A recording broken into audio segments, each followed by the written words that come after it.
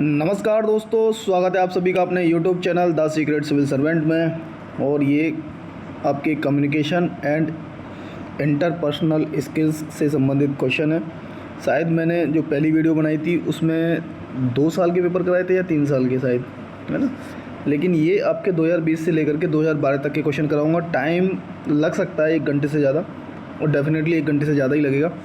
लेकिन एक सच बता सकता हूँ मैं आपको कि अगर आपको ये कम्युनिकेशन वाले क्वेश्चन गड़बड़ लगते हों कि यार पता नहीं कैसे होते होंगे, इंटरपर्सनल स्किल्स के क्वेश्चन थोड़े से अजीब लगते हो, नाम पे मत जाओ ना। हिंदी में नाम कैसा होगा? संप्रेषण। वैसे क्या नाम है? कम्युनिकेशन। और इंटरपर्सनल स्किल का मतलब है हम आपस में जो लोग बातें करते हैं ना, वैसे उस शब्दों पे जाओगे, टेक्निकल भाषा में फंस जाओगे। लेकिन नॉर्मली अगर आप देखोगे तो सारे क्वेश्चन आप ऐसे ही कर दोगे, क्योंकि है ही कुछ नहीं उसमें क्वेश्चनों में। तुमको है कुछ कैसे नहीं यार, बड़े आड़े टेढ़े क्वेश्चन पूछता, कुछ आड़े टेढ़े नहीं पूछता। आज ये वीडियो जो 1.5-2 घंटे की होगी, अभी तो मैं ये प्रीवियस ईयर के क्वेश्चन पेपर कराऊंगा, तो उसमें पता चल जाएगा आपको कि कैसे एक तो रिपीट में भी क्वेश्चन आते हैं और सेक्टर भी उसके वही बटे हुए हैं। बाकी आपको जब डिटेल में चाहिए होगा टॉपिक वाइज, तो वो मैं अलग से वीडियो बना लूँगा उसकी। लेकिन आज जो मज़ा आने वाला है इस वीडियो में वो देखना। उसके बाद मुझे नहीं लगता कि आप क्वेश्चन रोक पाओगे, आप लगा दोगे आराम से, ईजीली लगा दोगे। पढ़ना तो थोड़ा बहुत पड़ता ही है, ऐसा नहीं है कि बस धूल में रट मार के चले आएंगे, ऐसा भी नहीं होगा। स्टार्ट करें। तो जो पहला क्वेश्चन आपको दिखाई दे रहा है ये है कि परिभाषा। जब किसी चीज़ की परिभाषा दी जाती है, आप जब आंसर लिखते हो, क्वेश्चन आंसर, है ना, मेंस के पेपर में, तब भी आप जब किसी क्वेश्चन को लिखने जाते हो तो उसका कीवर्ड उठाते हो और कीवर्ड से आप परिभाषा लिखते हो कि जिससे कि क्वेश्चन का पता चल जाए। तो परिभाषा की जो प्रमुख उपयोगिता होती है ना, वो संदिग्धता के मामले में होती है। किसके मामले में होती है? संदिग्धता के मामले में, ठीक है ना। तो संदिग्धता का अगर निराकरण करना हो, अगर तुम्हें किसी चीज़ में डाउट है, संदिग्धता है, तो परिभाषा की प्रमुख उपयोगिता होती है। जैसे कॉन्स्टिट्यूशन है हमारा, प्रियम्बल होता है, प्रस्तावना। प्रस्तावना का इस्तेमाल किया जाता है संविधान में, कोई चीज़ है, हालांकि वो अलग मैटर है, लेकिन आपने ये सुना होगा कि प्रियम्बल का इस्तेमाल किया जाता है, कि हमारा प्रियम्बल बता रहा होता है कि हमारे संविधान में क्या क्या है उस टाइप से। तो उस संदिग्धता के निराकरण के लिए परिभाषा की उपयोगिता होती है, ठीक है। सेकंड क्वेश्चन देखिए, संगठनात्मक संप्रेषण। एक तो इन वर्डों में मत फंसना, ये संगठनात्मक आप समझोगे तो ऑर्गेनाइजेशन समझ लेना, और संप्रेषण है कम्युनिकेशन। अरे हम भी तो आपस में कम्युनिकेट ही करते हैं। जब 2 लोग मिल जाते हैं या 2 से ज़्यादा लोग, एक क्लास में टीचर है स्टूडेंट्स के साथ, वो कम्युनिकेट ही तो कर रहा है। अगर हम गप्पे मार रहे हैं आपस में मिलकर के 3-4 दोस्त, तो वो भी कम्युनिकेट कर रहे हैं। अगर हम फ़ोन पे किसी से बातें कर रहे हैं तो वो भी कम्युनिकेशन है। तो संप्रेषण ही तो है, उसके नाम अलग अलग टेक्निकल भाषा के शब्द हैं बस। बाकी मॉरल एक तरीके से जो उनका जो सेंस जाएगा वो सेम ही जाएगा, ठीक है ना। तो संगठनात्मक संप्रेषण में निम्नलिखित में से कौन सा अंतर्वैयक्तिक अवरोध नहीं है? मतलब ऑर्गेनाइजेशन कम्युनिकेशन चल रहा है, किसी ऑर्गेनाइजेशन में है, संगठनात्मक रूप से कम्युनिकेशन हो रहा है, तो उसमें कौन सा अंतर्वैयक्तिक अवरोध नहीं है? तो ये बताइए उसमें कौन सा अंतर्वैयक्तिक अवरोध नहीं होगा। तो देखो संगठन कैसे हो सकते हैं। कोई कहे कि बघेल समाज का संगठन है अपना, तो यादव समाज का संगठन है, ठाकुर साहब का अपना अलग संगठन है। मैं मतलब एग्जाम्पल दे रहा हूँ आपको समझ आने के लिए, है कि गुप्ता जियों का संगठन अपना खुद अलग लोगों का, व्यापारी संघ अलग है, उस टाइप से। तो अंतर्वैयक्तिक अवरोध नहीं होगा उसमें, उस समय वो होगा प्रजाति केंद्रिता। क्या नहीं होगा? प्रजाति केंद्रिता, क्योंकि वहाँ प्रजाति केंद्रिता रहती है। अगर छात्रों का यूनियन होगा, मैंने कहा एक संगठन है छात्रों का, तो वह छात्रों के मुद्दे तो केंद्र में रहेंगे ही रहेंगे। इसलिए जो इंटरपर्सनल स्किल की हमने बात करी, उसमें कह रहे हैं कि कौन सा अवरोध नहीं है, तो प्रजाति अगर केंद्रिता आपको वहाँ मिलेगी तो वो एक अवरोध नहीं है। बाकी अब अर्थात्मकता, छवि प्रबंधन, अनुग्रहण, ये सब इंटरपर्सनल हमारे अंतर्वैयक्तिक अवरोध में आते हैं, ये नहीं आता, ये ऑप्शन, ठीक है। संप्रेषण निष्कपटता। एक तो हिंदी के वर्ड इतने डेंजर हो जाते हैं, इसी वजह से हमको ये बड़ा बेकार लगता है, लेकिन थोड़े से इंग्लिश के इस्तेमाल करके हमें समझ में आ जाएगा। उच्चतम अंश कहा जाता है, हमारा कम्युनिकेशन किसी से हो रहा है। एक तो जब आप इन सवालों को समझने बैठोगे तो आप ये सोच के चलना कि आपकी किसी से बातें हो रही हैं। आप 2 एग्जाम्पल अपने दिमाग में बैठा कर रखना। एक तो क्लासरूम का, भाई पढ़े स्टूडेंट हैं तो पढ़ाई लिखाई तो करी है, चाहे कोचिंग में करिए चाहे क्लासों में करिए, है ना, या और अपने यार दोस्तों के आसपास जो आप बातचीत करते हो वो। तो ये संप्रेषण जब भी आएगा, कम्युनिकेशन है, तुम कम्युनिकेट कर रहे हो किसी से, तो आपके कम्युनिकेशन में निष्कपटता का उच्चतम अंश कहाँ पाया जाता है? जहाँ तुम बिल्कुल उच्चतम तौर पे निष्कपट होते हो। तो इसका है मेटा संप्रेषण में। किस में? मेटा संप्रेषण में, क्योंकि यह एक प्रकार का माध्यमिक संचार है तथा किसी जानकारी को कैसे संप्रेषित किया जाता है इस पर आधारित होता है ना। मेटा संप्रेषण क्या होता है कि मौखिक संचार के अनुरूप सहायक या विरोधाभासी भी हो सकता है और नहीं भी। मेटा संप्रेषण, तो इसमें जो है आपका निष्कपटता का उच्चतम अंश पाया जाता है मेटा संप्रेषण में, ठीक है। नेक्स्ट है कि निम्नलिखित में से कौन सा व्यवहार सहकर्मियों के शाब्दिक शब्द को तितर बितर करने में सर्वाधिक। सहकर्मी, अब ये सहकर्मी कहाँ से आ गए भाई, तुम कहोगे तुम तो स्टूडेंट हो, ये तो कर्मचारी वाला हो गया, किसी ऑफिस में आप काम कर रहे हो, वहाँ 4-5 लोग आपके कलीग और हैं। तो सहकर्मियों के जो शाब्दिक अपशब्द हैं, शाब्दिक होता है जो शब्द के रूप में बोला जाता है। एक आता है हाव भाव, जो तुम कुछ बोलोगे नहीं मुंह खोल के, लेकिन इशारे बता दोगे, गुस्सा हो रहे हो, नाराज़गी दिखा रहे हो, अपनी भुआएं चढ़ा ली तुमने, तिजोरियाँ बोलते हैं, त्योरियाँ चढ़ा रखी हैं आपने, है ना। तो सहकर्मियों के शाब्दिक अपशब्द, शाब्दिक हैं तो मतलब वो शब्दों से बोल रहे हैं कुछ ना कुछ, उस अपशब्द को अगर तितर बितर करना हो तो सर्वाधिक उपयुक्त क्या है, तो वो ये है कि हानिकारक भाषा को स्वीकार करने से इनकार कर दो। आप क्या कर दो, हानिकारक भाषा को स्वीकार करने से इनकार। थोड़ा टाइम ले रहा हूँ मैं समझाने में, क्योंकि स्टार्टिंग में समझ में आ जाएगा, तो इसमें है कुछ नहीं, बड़े आसानी से क्वेश्चन लग जाएंगे सारे, है ना। तो सबसे बेस्ट ऑप्शन इसका आपका यही था, ठीक है ना। चलिए नेक्स्ट आगे बढ़ते हैं। सामीप्य, अब देखो ये टेक्निकल वर्ड है एकदम कि सामीप्य, और सामीप्य को बोलते हैं प्रोक्सेमिक्स। क्या बोलते हैं, प्रोक्सेमिक्स।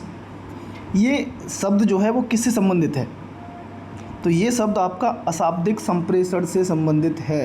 याद कर लो इसको, रट लो एकदम। अब तुम कहोगे अशाब्दिक संप्रेषण क्या होता है, अरे संप्रेषण को तो कम्युनिकेशन बोल रहे हैं, तुम जो बातचीत कर रहे हो।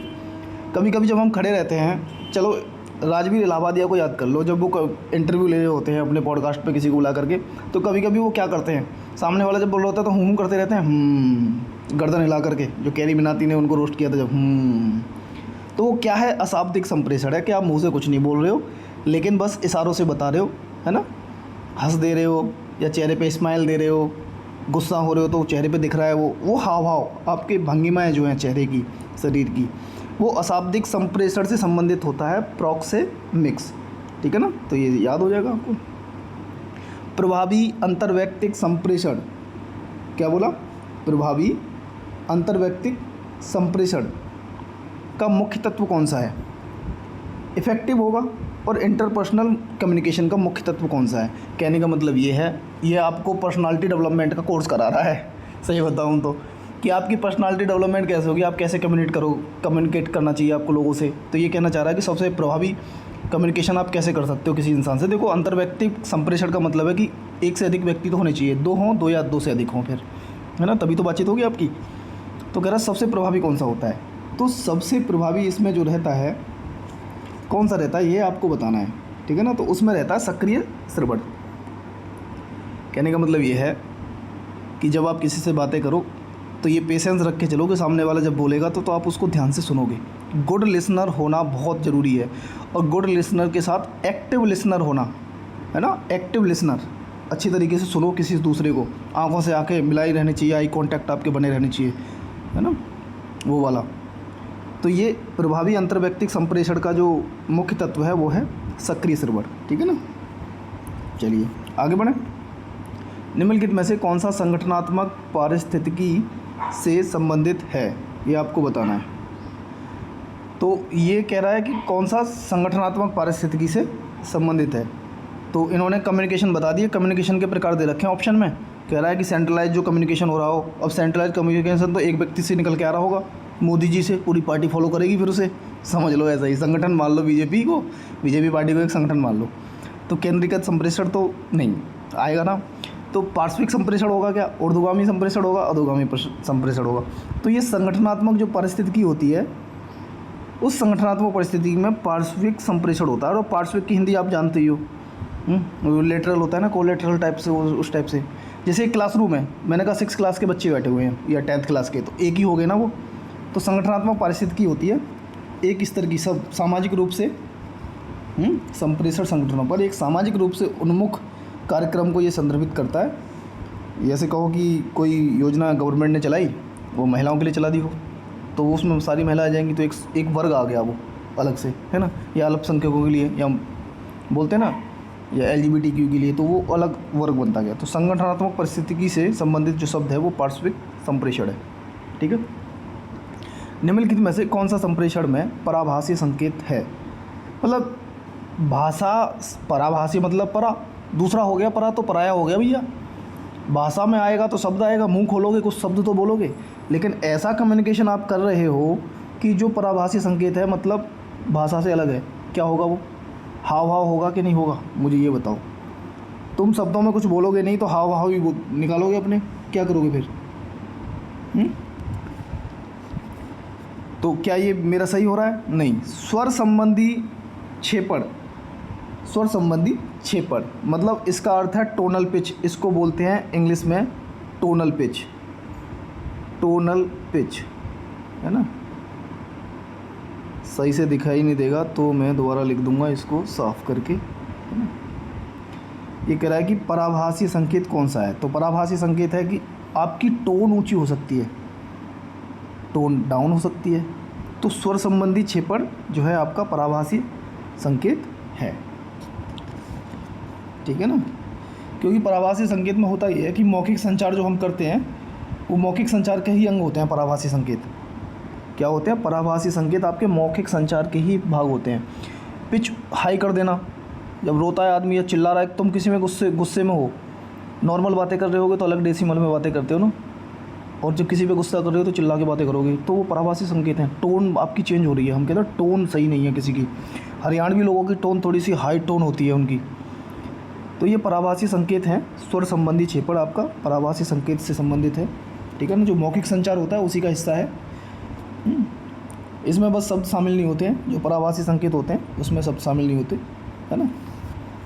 नेक्स्ट आगे बढ़ते हैं अब। ओके, नेक्स्ट क्वेश्चन है आपका कि किस प्रकार के संप्रेषण में, मतलब कम्युनिकेशन के ऊपर ही है, तो कम्युनिकेशन नेटवर्क, किस प्रकार का कम्युनिकेशन नेटवर्क होगा कि उसमें समूह के नेता के उद्भव की संभावना अधिक है, लेकिन समूह के सदस्यों की तुष्टि निम्नतर होती है, मतलब राजी कम होते होंगे। अब इसमें है सर्कुलर वाला, ये सर्कुलर प्रकार का कम्युनिकेशन, है ना। सर्कुलर प्रकार का कम्युनिकेशन जो होगा उसमें, इसमें होता क्या है कि समूह के नेता के उद्भव की संभावना अधिक होती है ना, लेकिन समूह के सदस्यों की तुष्टि जो होगी वो निम्नतर होती है। तुम कहोगे कैसे कि भाई?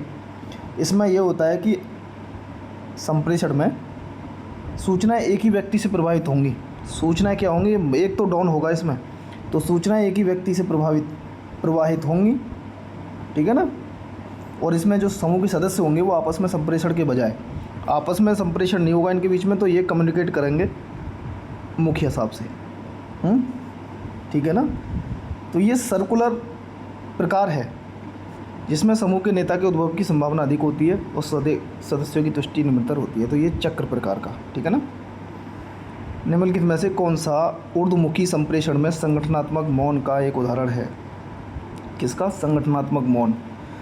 जब संगठनात्मक की बात आए तो संगठन याद कर लिया करो, कोई भी संगठन जो तुम्हारे दिमाग में रहे जिससे क्वेश्चन कर सको आप। तो ऊर्ध्वमुखी संप्रेषण बोला है, ऊर्ध्वमुखी, ऊर्ध्व ऊंचा होगा, फिर क्या ऊपर की ओर, ऊपर मुखी होना चाहिए, नहीं तो उसका वर्टिकल वाला है क्या? ठीक है, कम्युनिकेशन है। तो ये कौन सा एक उदाहरण है बताइए? तो निस्पंदन आपका जो है ऊर्ध्वमुखी संप्रेषण में संगठनात्मक मौन का उदाहरण है। संगठनात्मक मौन का उदाहरण क्या है? निस्पंदन। निस्पंदन को तुम याद रख लो, फिर से तुम्हें मिलेगा फिल्टरिंग। आप फिल्टर करते हो ना कोई चीज़, चाय बनाइए, और चाय बना के चाय छलनी होती है, चाय को छान लेते हो, चाय पत्ती वगैरह अदरक वगैरह सब रह जाता है उसमें, तो फिल्टर ही तो हो रहा है वो, तो फिल्टरिंग है। ऊर्ध्वमुखी संप्रेषण में संगठनात्मक मौन का एक उदाहरण होता है फिल्टरिंग, ठीक है ना। ऊर्ध्वगामी संचार निस्पंदन तब होता है जब कर्मचारी पर्यवेक्षक के माध्यम से ऊपरी स्तर के प्रबंधन के लिए तत्काल संदेश भेजते हैं। जब संगठन की बात होगी तो वही नौकरशाही वाला सिस्टम हो जाएगा, एक ऑफिस वाला काम हो जाएगा कि ऊपर एक हर बॉस का एक बॉस होता है ना, तो अधीनस्थ भी होंगे, उसके ऊपर भी लोग होते हैं। तो उसमें ये ऊर्ध्वगामी संचार वही वाला है ये संचार। तो उसमें जो निस्पंदन होता है, तो निस्पंदन ही तो पूछा था, तो उसे संगठनात्मक मौन का उदाहरण बोलते हैं। संगठनात्मक मौन का उदाहरण होता है निस्पंदन, फिल्टरिंग जो होती है, ठीक है। नेक्स्ट, कौन सा सकारात्मक श्रवण का रूप नहीं है? अब देखिए श्रवण की बात आ गई तो श्रवण कुमार नहीं है ये श्रवण मतलब सुनने वाली पावर है। मैं बोल रहा हूँ, आप अपना मोबाइल और टैब खोलें, आप मुझे सुनने लगे। हालांकि हमारा कम्युनिकेशन वन वे कम्युनिकेशन है, क्योंकि मैं ऑफलाइन क्लास रिकॉर्ड करके अपलोड करता हूँ। लेकिन अगर हम लाइव बात कर रहे हो तब तो आप सकारात्मक सिरवड़ को बताइए कि पॉजिटिव जो लिसनिंग होती है उसका रूप कौन सा नहीं है। अब नैदानिक सिरवड़ है, परानुभूतिक सिरवड़ है, परावर्तित सिरवड़ है या निर्णयात्मक सिरवड़ है, बताइए इसमें कौन सा जो है आपका सकारात्मक सिरवड़ का भाग नहीं है। तो जब आप सुनने लग जाओगे मुझे और आप पहले से ही निर्णय बना के बैठे हो कि हमको उसको किस एंगल में सुनना है, जैसे पूर्वाग्रह टाइप से होता है ना, कि किसी को प्रति आपका पूर्वाग्रह बन चुका हो, चाहे किसी व्यक्ति के प्रति, किसी धर्म के प्रति, किसी जाति के प्रति, महिलाओं के प्रति, LGBTQ के प्रति, माइनॉरिटी के प्रति, जो भी पूर्वाग्रह आपके बनते हैं, तो आपकी लिसनिंग पावर उससे नेगेटिवली इम्पैक्ट होती है। तो ये कह रहा है कि सकारात्मक लिसनिंग पावर कौन सी है, तो कौन सी नहीं है, वो है निर्णयात्मक सिरवड़। अगर आप पहले से निर्णय लेके बैठे हो तब सुनने जा रहे हो तो फिर तुम्हारा वो नेगेटिव सिरवड़ है, ना कि सकारात्मक। ठीक है ना, समझ में आ रहा होगा। निम्नलिखित में से कौन सा शोर से संबंधित संप्रेषण में बाधा नहीं है? बाधा नहीं है। देखो, शोर मैंने ज़्यादा सर्च करने की कोशिश करी नहीं कि शोर क्या है, लेकिन एक कम्युनिकेशन जो होता है ना, उसका ही एक पार्ट है 6 भागों में जो हमने देखा था, वो मैं बताऊंगा अगर नहीं बताया तो संबंधित संप्रेषण में बाधा नहीं है। इन चारों में से कौन सी बाधा नहीं है शोर से संबंधित, है ना? तो द्विक आद्य प्रारूप, एक तो नाम ऐसे हैं हिंदी के, तो दिमाग वैसे ही ख़राब हो जाए लोगों का। बताओ क्यों ना बच्चे घबराएं इससे, ऐसे ऐसे नाम देता है। लेकिन इसको इंग्लिश में क्या बोलेंगे पता है? डायडिक आर्क टाइप्स, है ना, डायडिक आर्क टाइप्स। ये शोर से संबंधित संप्रेषण में बाधा नहीं है। बाधा तो हर चीज़ में होती है ना। ठीक है, आगे बढ़ते हैं। संप्रेषण प्रक्रिया आ गई जी, कम्युनिकेशन प्रोसेस आ गई। आप जब कम्युनिकेट करने जाते हो किसी से, में संदेश रूपांतरण की सफलता की जांच की जा सकती है। और संदेश देना है आपको। अब सपोज करो यार, आपको कोई बहुत सुंदर सी लड़की है, डेली आती है और आपको दिल आ गया उस पर, और जब दिल आ गया तो आप कम्युनिकेट करने की कोशिश करोगे उससे कि कैसे कम्युनिकेट हो। तो उस कम्युनिकेशन की प्रोसेस में, मैं बस एग्जांपल ले रहा हूँ इसी टाइप से कि ऐसे ही समझ में आएगा ढंग से। उस कम्युनिकेशन की प्रोसेस में संदेश जो आपको देना है, क्या संदेश देना है? क्या लव यू? नहीं, डायरेक्ट नहीं बोलना होता है ना। तो संदेश रूपांतरण की सफलता की जांच की जा सकती है। ये कैसे कैसे जांच करोगे तुम, उसकी बताओ। तो वो फीडबैक से, आपने कोई संदेश भेजा मुझे, पहले तो लेटर लिखे जाते थे, तो उसका कुछ फीडबैक तो मिलेगा कि जूते उतार के तुम्हारे चेहरे पे पड़ेंगे कुछ तो मिलेगा। तो वो प्रतिपुष्टि का मतलब होता है फीडबैक। एक तो हिंदी के वर्ड इतने टिपिकल है ना, उनकी इंग्लिश तुम्हें पता चल जाए ना तो ऐसे ही धज्जियां उड़ा दोगे कम्युनिकेशन स्किल्स की और इंटरपर्सनल की उसकी, समझ रहे हो ना। तो फीडबैक द्वारा, है ना, संप्रेषण की प्रोसेस में संदेश रूपांतरण की जो सफलता की अगर जांच करनी हो तो फीडबैक के द्वारा। हाँ में जवाब आया तो जो संदेश भेजा था सफल पा गए आप, और ना में जवाब आया जूते खाए, तो सफलता की जांच ही तो चेक करनी थी हमको।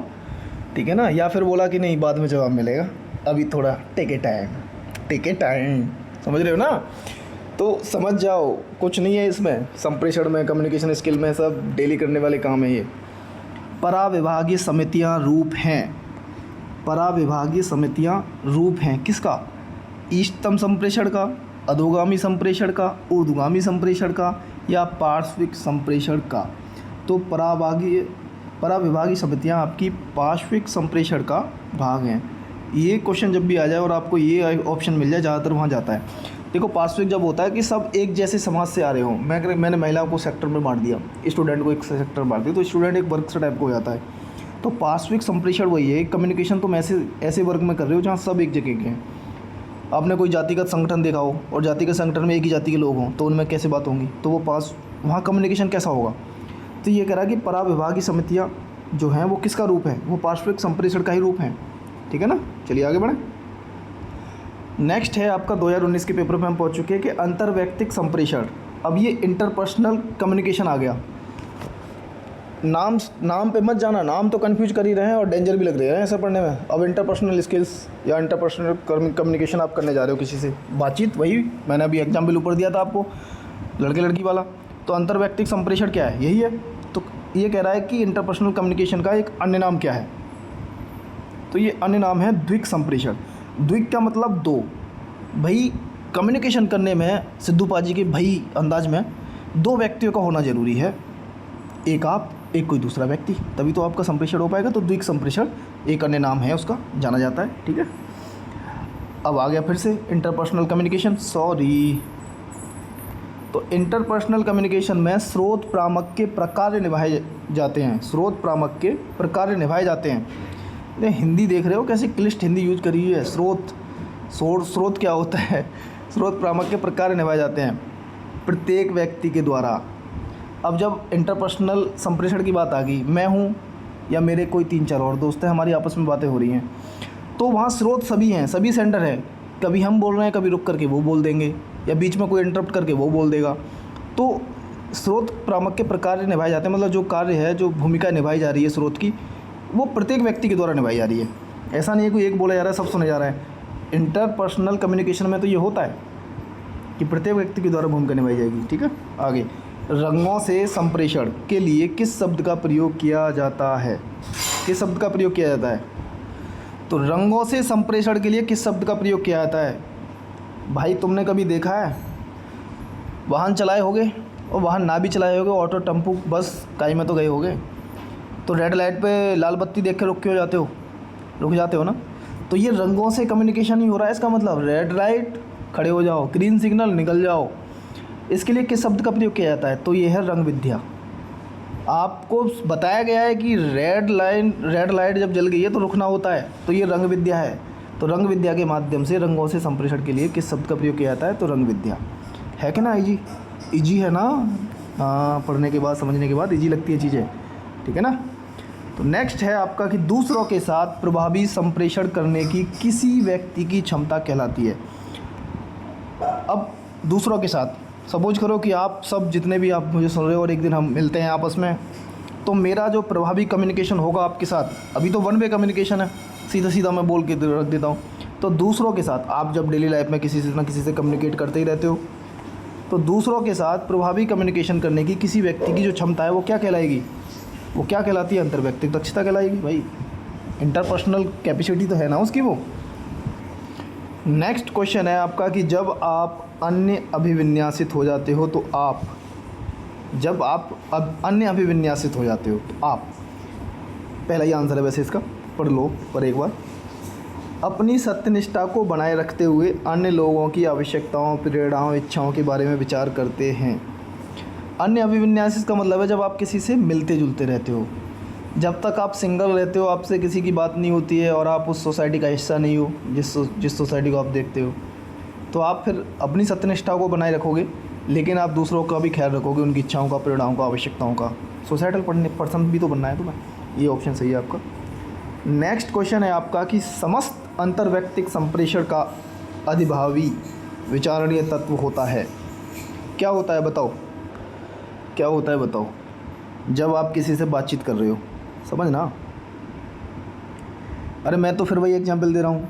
आप लड़के हो, आपको कोई खूबसूरत लड़की दिखी जिस पे आपका दिल आ गया है, आपको उससे बातें करनी है, तो आपका जो विचारणीय तत्व होगा वो क्या होगा? उससे बात करोगे, सामने वाले ने पूछ लिया, हाँ बोलो भाई क्या बात है, तो तुम्हें कोई कॉन्टेक्स्ट तो देना होगा जब भी बातें हम करते हैं। अब आ जाओ यूपीपीसीएस या यूपीएससी के उस संदर्भ में। जब आप मेंस की आंसर राइटिंग करते हो तो क्वेश्चन जब पूछा जाता है तो हम उसके संदर्भ को ढूंढते हैं कि किस संदर्भ में बात हो रही है। सपोज करो कि अगर आप संदर्भ नहीं बताओगे तो बात हमारी इधर उधर हो जाएगी, तितर बितर हो जाएगी, सीधे किसी पॉइंट पर जाएगी नहीं। मैंने कहा आतंकवाद के बारे में बातें करनी है, तो आप कॉन्टेक्स्ट बताओगे कि भारत के संदर्भ में, आप कॉन्टेक्स्ट बताओगे कि नॉर्थ ईस्ट के संदर्भ में, या फिर पूरे विश्व के संदर्भ में। तो अंतर्वैयक्तिक जब संप्रेषण होगा आपका, तो अधिभावी विचारणीय तत्व ये होता है कि कॉन्टेक्स्ट पता हो आपको, है ना, कि किस कॉन्टेक्स्ट में बात करनी है, किस कॉन्टेक्स्ट में बात होगी हमारी। ठीक है ना। चलिए आगे बढ़ते हैं। संप्रेषण प्रतिभागियों का चयन किन कारकों द्वारा प्रभावित होता है? संप्रेषण प्रतिभागियों का चयन किन कारकों के द्वारा प्रभावित होता है? अब आप बताइए, कम्युनिकेशन कर रहे हो आप, है ना, और प्रतिभागी हैं उसमें कौन कौन? जैसे हम लोग हैं कि 2-3 लोग हैं हम ऐसे कि हमारे विचार एक मैच कर जाते हैं, और पॉलिटिकल साइंस में थोड़ा सा इंटरेस्ट है, और भी चीज़ें किताब विताब पढ़ते रहते हैं, तो नॉलेज का थोड़ा सा भंडार है ठीक ठाक। तो जब बैठते हैं बात करने तो 1.5-2 घंटे कभी कभी हो जाते हैं, और किसी का मन नहीं करता है उठ के जाने का तब भी, क्योंकि इंटरेस्ट आ रहा है। तो जो संप्रेषण हो रहा है आपका, उसमें जो पार्टिसिपेंट होंगे उसका चयन किन कारकों के आधार पर किया जाएगा बताइए? मैं ये जानना चाहता हूँ आपका। तो ये है आपका सानिध्य, उपयोगिता और अकेलापन।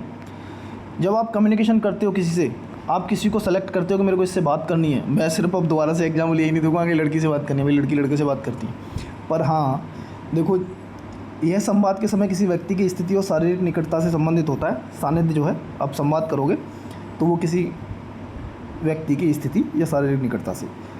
उपयोगिता में क्या होता है कि यह संवाद कर रहे दोनों पक्षों के अपने अपने विचारों द्वारा एक दूसरे को कैसे संतुष्ट करते हैं। उपयोगिता यही रहेगी कि दुकानदार कस्टमर को समझाने की कोशिश कर रहा है, कस्टमर अपने हिसाब से दुकानदार को सेट कर रहा है कि कितने प्राइस पे मानेगा, तो ये उपयोगिता है, कम्युनिकेशन उनमें भी हो रहा है।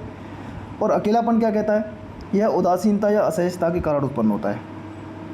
पर आप उदास हो, आजकल सोशल मीडिया, डिजिटल मीडिया कर क्या रहा है, जो आजकल डिजिटल कम्युनिकेशन बोलना चाहिए उसे, है ना। तो संप्रेषण प्रतिभागियों का चयन ऐसे होता है, ठीक है ना। तो ये तीनों हैं, सानिध्य, उपयोगिता, अकेलापन, पहला ऑप्शन सही है। अब आइए कि कालिक संप्रेषण का अध्ययन जाना जाता है। क्या? कालिक संप्रेषण। तो ये कालिक संप्रेषण का अध्ययन जाना जाता है आपको, जिसको इंग्लिश में बोलते हैं टेम्पोरल कम्युनिकेशन। इसका जो इंग्लिश होता है वो होता है टेम्पोरल कम्युनिकेशन, ठीक है ना। बाकी कम्युनिकेशन आप लिख लेना। तो क्रोनेमिक्स के रूप में जाना जाता है। ये किसके रूप में जानते हैं? क्रोनेमिक्स, ये, ठीक है ना। तो कालिक संप्रेषण है आपका क्रोनेमिक्स के रूप में। और प्रोक्सेमिक्स आप ऊपर पढ़ चुके हो, बताइए क्या होता है प्रोक्सेमिक्स, ठीक है। आगे बढ़िए। संप्रेषण अंतः क्रिया के रूप में परिप्रेक्ष्य के अनुसार प्रतिपुष्टि। अब जब प्रतिपुष्टि आ गई तो सर घबराना नहीं है। इमरान खान के अंदाज में पूर्व प्रधानमंत्री और पाकिस्तान, सबसे पहले तो आपको घबराना नहीं है। तो प्रतिपुष्टि मतलब होता है फीडबैक। अब इसने बोला कि संप्रेषण अंतः क्रिया के रूप में परिप्रेक्ष्य के अनुसार प्रतिपुष्टि कभी कभी गैर इरादतन भी होती है, ठीक है ना। गैर इरादतन प्रतिपुष्टि में व्यक्ति बिना किसी भेद्यता या पारदर्शिता के अपनी भावना या निर्णय व्यक्त करता है ना। मतलब होता है ना, कभी कभी आपकी बातचीत हो रही हो और कभी कभी किसी ने फीडबैक बीच में ही दे दिया, और बहुत सॉफ्ट हार्टेड लोग होते हैं, कोई बात है ना ना ना ये क्या बोल दिया यार आपने, नॉर्मली आप किसी से खुल जाओ। तो वो ऐसा नहीं है कि फीडबैक वो बहुत सोच समझ के दे रहे, कभी कभी गैर इरादतन भी देते हैं। उनका इरादा, इंटेंशन नहीं होता तुमको हर्ट करने का बातचीत करते टाइम में, लेकिन कुछ बोल जाते हैं, ठीक है ना। जटिल समस्याओं की स्थिति में समूह निष्पादन उच्चतर होता है। समूह निष्पादन उच्चतर होता है, मतलब जटिल समस्या हैं, काफ़ी जटिल समस्या आई।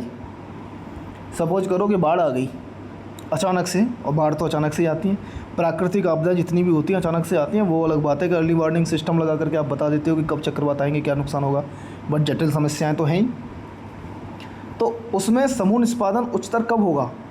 आप समूह के रूप में काम करोगे तो विकेंद्रीकृत नेटवर्क के द्वारा। आप जितनी भी मूवियाँ देख लो, वेब सीरीज देख लो, जब किसी मिशन की तरफ जाते हैं तो हम कैसे सेलेक्ट करते हैं लोगों को, हम कैसे सेलेक्ट करते हैं, उनके काम बांटते हैं, है ना। कौन किस काम में एक्सपर्ट है उसको पिक करो और मिशन पर निकल पड़ो। तो जटिल समस्याओं की स्थिति में समूह निष्पादन उच्चतर होगा विकेंद्रित नेटवर्क में, ठीक है ना। समझ में तो आ रहा होगा, तुम देख लो इसको, क्वेश्चन कंप्लीट हो जाएंगे 7-8। अब सीसेट रोकने की टेंशन ख़त्म कर लो बस। प्रभावी संप्रेषण में अवरोधक क्या है? अब वही इफ़ेक्टिव कम्युनिकेशन आप चाहते हो, आप अपनी पर्सनालिटी डेवलप करना चाहते हो भाई, कि जिससे भी बात करो वो प्रभावी रहे, बगैर आपसे रहे नहीं, आप अपना प्रभाव उस पर छोड़ जाओ। तो लेकिन अब जो प्रभाव है उसमें कोई ना कोई बाधा होगी, तो अवरोधक क्या है बताइए? अवरोधक होगा नीति प्रवचन। ज़्यादा नीतियों पर प्रवचन मत दीजिए। निर्णय परक होना, अब दूसरा ये भी है, ये तो हम पहले भी देख के आ चुके हैं।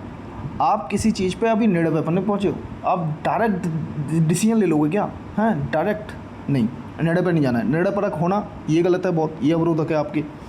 सांत्वना प्रदायी टिप्पणियाँ करना, कभी भी बात करिए आपने सोच के तो देखो, आपकी ग्रुप में बातें होती होंगी, इन शब्दों पे ध्यान दो थोड़ा सा, कि प्रभावी कम्युनिकेशन में ये अवरोध बनते हैं कि नहीं बनते?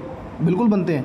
निर्णय परक हो जाना, सांत्वना प्रदायी टिप्पणी देना, हाँ ठीक है, सिंपैथी टाइप से, ओह हाँ बिल्कुल सही सही सही। तो ये जो है अवरोधक है, ठीक है ना।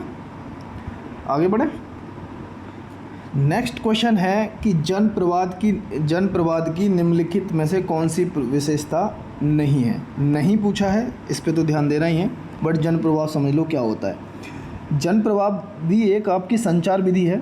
देखो विचार तो एक दूसरे को पहुंचाने हैं, कैसे भी पहुंचाने चाहिए, फ़ोन के माध्यम से, डिजिटल मीडिया के माध्यम से या प्रत्यक्ष रूप से। तो जन प्रवाद एक संचार विधि है, वो भी अनौपचारिक संचार प्रणाली। कैसी? अनौपचारिक। एक होती है फॉर्मल, एक होती है इनफॉर्मल। तो अनौपचारिक संचार प्रणाली है, यह लोगों के सह अस्तित्व के कारण उत्पन्न होती है और यह प्रबंधन द्वारा नियंत्रित नहीं होती। यह प्रबंधन द्वारा नियंत्रित नहीं होती। बाकी तीनों बातें जन प्रवाद के बारे में सही हैं। इसमें किसी भी दिशा में जाने की छूट होती है, बिल्कुल। यह समूह सदस्यों की सामाजिक आवश्यकताओं को संतुष्ट करने की ओर उद्धत होते हैं। यह इसमें शामिल लोगों के स्वहितों को पूरा करने के लिए व्यापक रूप से प्रयुक्त होता है। तुम ऐसे कर लो, सेल्फ हेल्प ग्रुप, ठीक है ना। हमें तो अपनी पढ़ाई की शब्दों से ही उठा के देखने का है ना। तो यह प्रबंधन द्वारा नियंत्रित नहीं होता, सब मिल करके आपस में अपना करते हैं। आगे बढ़ें। आमने सामने के संप्रेषण का संदर्भ होता है। आमने सामने के संप्रेषण का मतलब कम्युनिकेशन का संदर्भ क्या होता है बताइए? समकालिक, आदिक प्रारूप, अतुल्यकालिक। एक तो शब्द ना, शब्द ही तो टेंशन पैदा कर देते हैं दिमाग में। तभी तो ये वाला कम्युनिकेशन इंटरपर्सनल स्किल, मैं तो क्वेश्चन उठाता भी नहीं था ना, मैं कभी आज तक नहीं उठाए। वो मैंने चलो पढ़ लेते हैं इस बार, अपना मैथ रीजनिंग लगा के और हिंदी का और इंग्लिश का लगा करके चले आते थे तो हो जाता था। वैसे भी इतना टफ आता नहीं है ना ये पीसीएस वाला, लेकिन फिर भी इसमें काफ़ी बच्चे रह जाते हैं।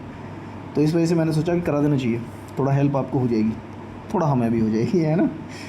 तो सिंक्रोनस, आमने सामने के संप्रेषण का जो संदर्भ होता है, आपका जो कॉन्टेक्स्ट रहता है ना, तो ये संदर्भ ही तो पूछ रहा है, कॉन्टेक्स्ट, तो वो रहता है हमारा समकालिक, है ना, सिंक्रोनस होता है। किसी समूह या संगठन में संप्रेषण के प्रमुख प्रकारों के बारे में निम्नलिखित कथनों पर विचार कीजिए। कोई समूह है, ग्रुप है या कोई संगठन है, ठीक है, उसमें कम्युनिकेशन हो रहा है, तो उस कम्युनिकेशन के प्रमुख प्रकार बताइए।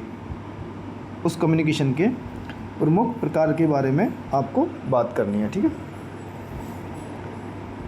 तो इसका जो ऑप्शन है आपका, जैसे ये नीचे ऑप्शन दे रखे हैं, तो यहाँ देखिए आप कि किसी संगठन में संप्रेषण के प्रमुख प्रकार कौन कौन से। यह सदस्यों के व्यवहार को नियंत्रित करता है, भाई करेगा ही। यह अभिप्रेरणा को बढ़ावा देता है, मोटिवेशन देगा। अब देख लो, आप ये सोच लो कि आप किसी संगठन के हिस्सा हो या किसी ग्रुप से आप जुड़े हुए हो, तो क्या वो ये काम करते हैं। यह भावनाओं को संवेगात्मक अभिव्यक्ति का अवसर प्रदान करता है। यह निर्णय लेने को सहज बनाता है। अब कोई सा भी संगठन ले लो, आरएसएस ले लो, तुम आरएसएस में अगर कभी गए होगे हैं, तो कैसे आपके व्यवहार को नियंत्रित किया जाएगा कि नहीं किया जाएगा, लेकिन आपको किसी चीज़ के लिए मोटिवेट भी किया जाएगा, है ना। और आपकी जो भावनाएं, फीलिंग्स हैं, उनके संवेगात्मक अभिव्यक्ति का अवसर प्रदान करता है, ठीक है। और बाकी निर्णय लिए जाते हैं, उसके बाद सहज बना देता है। इसका मतलब ये हमारा 4 ऑप्शन सही थे इसके। नेक्स्ट आगे बढ़ते हैं, 2018 के पेपर पर पहुंच चुके हैं आप, ठीक है। पेपर तो पूरा ही कराऊंगा मैं अब 12 तक पूरा, क्योंकि मैं ये पूरा पढ़ लिया हूँ सही से, और मुझे उतावलापन मचा हुआ है आपको पहुंचाने का। संप्रेषण के प्रक्रम में अंतिम चरण क्या है? तो कम्युनिकेशन जब आप करते हो तो आपका उसका अंतिम चरण यही होता है कि हमें फीडबैक मिल जाए। पूरी बात कह दी आपने अपनी, अब सामने वाले से उम्मीद यही करोगे फीडबैक दे दो यार, तुम्हें हमसे बात करके अच्छा लगा कि नहीं लगा, वही वाली बात होगी ना। तो फीडबैक सिंपल, एंड में हमको बस यही चाहिए कि फीडबैक मिलना चाहिए, हाँ या ना। किसी संगठन में वह संप्रेषण जो अधीनस्थों के लक्ष्यों को निर्दिष्ट करने के लिए प्रयुक्त किया जाता है, क्या कहलाता है? अब वर्डों पे घूम जाओ बस, बातचीत तो हो रही है, कम्युनिकेशन तो होगा, लेकिन किसी संगठन में हो रहा है, वो भी अपने अधीनस्थों से। समझो एक अधिकारी अपने छोटे अधिकारी को कोई बात पहुंचा रहा है जो अधीनस्थों के लक्ष्यों को निर्दिष्ट करने के लिए प्रयुक्त किया जाता है। तो सोचो ऊर्ध्वगामी होगा या अधोगामी होगा?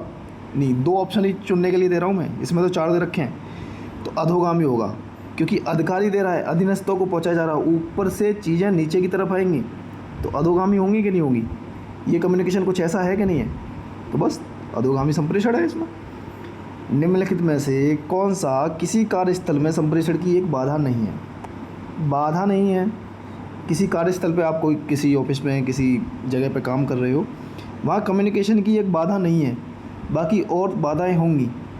बताइए, तो किसी कार्यस्थल में संप्रेषण की एक बाधा नहीं है। शोर, सक्रिय श्रवण, अगर आप एक्टिव लिसनर हो तो किसी कार्यस्थल पर वो बाधा कैसे है? तो ये तो बाधा बिल्कुल नहीं है। लेकिन हाँ, आपने पूर्वाग्रह बना रखे हैं किसी के प्रति, ये तो बहुत ही नेगेटिव सेंटीमेंट है। अनुपयुक्त माध्यमों का आप इस्तेमाल कर रहे हो, तो वो भी एक गलत कम्युनिकेशन का एक बाधा है। शोर तो शोर है ही है, तो ये आपका आंसर होगा आपका सक्रिय श्रवण, ये कोई बाधा नहीं है, ये तो अच्छी बात है भाई। पौधा एक वानस्पतिक जीवधारी है, पौधा एक वानस्पतिक जीवधारी है, तो ये पर्यायवाची परिभाषा का उदाहरण है। ये मैंने डिटेल में नहीं समझा था, बस देख के निकल गया था। पौधा एक वनस्पतिक जीवधारी है, तो ये उदाहरण पूछा था, किसका उदाहरण है? तो ये पर्यायवाची परिभाषा का उदाहरण है, ठीक है ना। और पर्यायवाची परिभाषा तो आप जानते ही हो। वैसे पर्यायवाची का मतलब यही होता है कि जैसे मैंने कहा था पवन की पर्यायवाची कौन कौन से होते हैं? अनल है, वायु। तो वही है कि दूसरे शब्द, किसी शब्द या प्रतीक को दूसरे शब्द या प्रतीक के समान अर्थ दे करके परिभाषित कर दिया जाए। तो वही है कि पर्यायवाची परिभाषा है। ये पौधा एक वनस्पतिक जीवधारी है, उस तरीके से, ठीक है ना। चलिए आगे बढ़ते हैं। और क्वेश्चन आप पहले ऊपर कर चुके हो कम्युनिकेशन प्रोसेस का, कि कम्युनिकेशन प्रोसेस स्टार्ट, मैंने जब एग्जाम्पल लड़का लड़की वाला दिया था कि कम्युनिकेशन प्रोसेस तो आप स्टार्ट करोगे, उसका कौन सा एक अंग नहीं है कम्युनिकेशन प्रोसेस का? माध्यम, संचरण, सूचना या जीवन मूल्य एवं दृष्टि। तो भैया देखो, लेटर वेटर देने के लिए किसी लड़की को जाना हो तुम्हें, और तो जीवन मूल्य और दृष्टि की ज़रूरत नहीं है, माध्यम की ज़रूरत तो पड़ेगी, संचरण की भी ज़रूरत पड़ेगी और सूचना की भी। मजाक कर रहा हूँ, लेकिन बात यह है कि तीनों सही हैं ये। बाकी ये पूछ रहा है कौन सा अंग नहीं है आपकी कम्युनिकेशन प्रोसेस का, तो ये नहीं है जीवन मूल्य और दृष्टि, ठीक है ना। चलिए, किसी संगठन में अधिकारी तथा अधीनस्थों के मध्य नियमित अंतरक्रिया का सबसे बड़ा लाभ यह है कि, अब देखो कोई ऑर्गेनाइजेशन है, अब संगठन के रूप में तुम कुछ भी आगे याद रख लो कि कोई ऑर्गेनाइजेशन है वो, जिसमें अधिकारी तथा अधीनस्थ हैं, उनके मध्य में जो नियमित अंतरक्रिया हो रही है, उसका सबसे बड़ा लाभ क्या होगा भाई? अपने से छोटों के बीच में, अब आप ऐसे ही देख लो, आप स्कूल में पढ़े, आप सीनियर थे, आपके जूनियर थे, आपके आपस में कम्युनिकेशन हो रहा है, तो उसका ये होता है लाभ सबसे बड़ा कि ये प्रभावी निर्णय लेने में सुगम बनाती हैं, ये प्रभावी निर्णय लेने में सुगम बनाती हैं, ठीक है ना। कम्युनिकेशन होता रहना चाहिए, बिना कम्युनिकेशन के तो इंडिया अपनी फॉरेन पॉलिसी में सीधा बोल देता है युद्धों से काम नहीं चलेगा, कम्युनिकेशन वाली बिल्ड आना ही पड़ेगा तुम्हें बातचीत के स्तर पे। तो प्रभावी निर्णय निर्माण को सुगम बनाती है, ठीक है। लोहा एक सस्ती धातु है, एक उदाहरण दे दिया कि लोहा एक सस्ती धातु है, ये किस चीज़ का उदाहरण है बताइए? जैसे अभी पौधा वाला बोला था, पौधा एक जीवधारी है, वनस्पतिक जीवधारी है, तो हमने उसे पर्यायवाची परिभाषा का बोला था। लोहा एक सस्ती धातु है, ये किसकी तरफ इंडिकेट कर रहा है? ये सामान्य नियम तर्क दोष है, तो ये आकस्मिक परिभाषा का उदाहरण है। किसका? आकस्मिक परिभाषा का, है ना। आकस्मिक परिभाषा अनौपचारिक तार्किक तर्क दोष होती है ना। इसे सामान्य नियम तर्क दोष भी कहते हैं। इसमें होता क्या है कि कोई भी व्यक्ति ऐसी स्थिति के लिए सामान्य नियम का उपयोग करता है जिसमें कोई नियम लागू नहीं होता, ठीक है।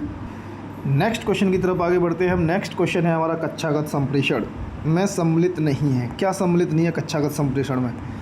अब क्लासरूम समझ लो तुम, क्लासरूम में कम्युनिकेशन हो रहा है, तो इसमें क्या सम्मिलित नहीं होगा?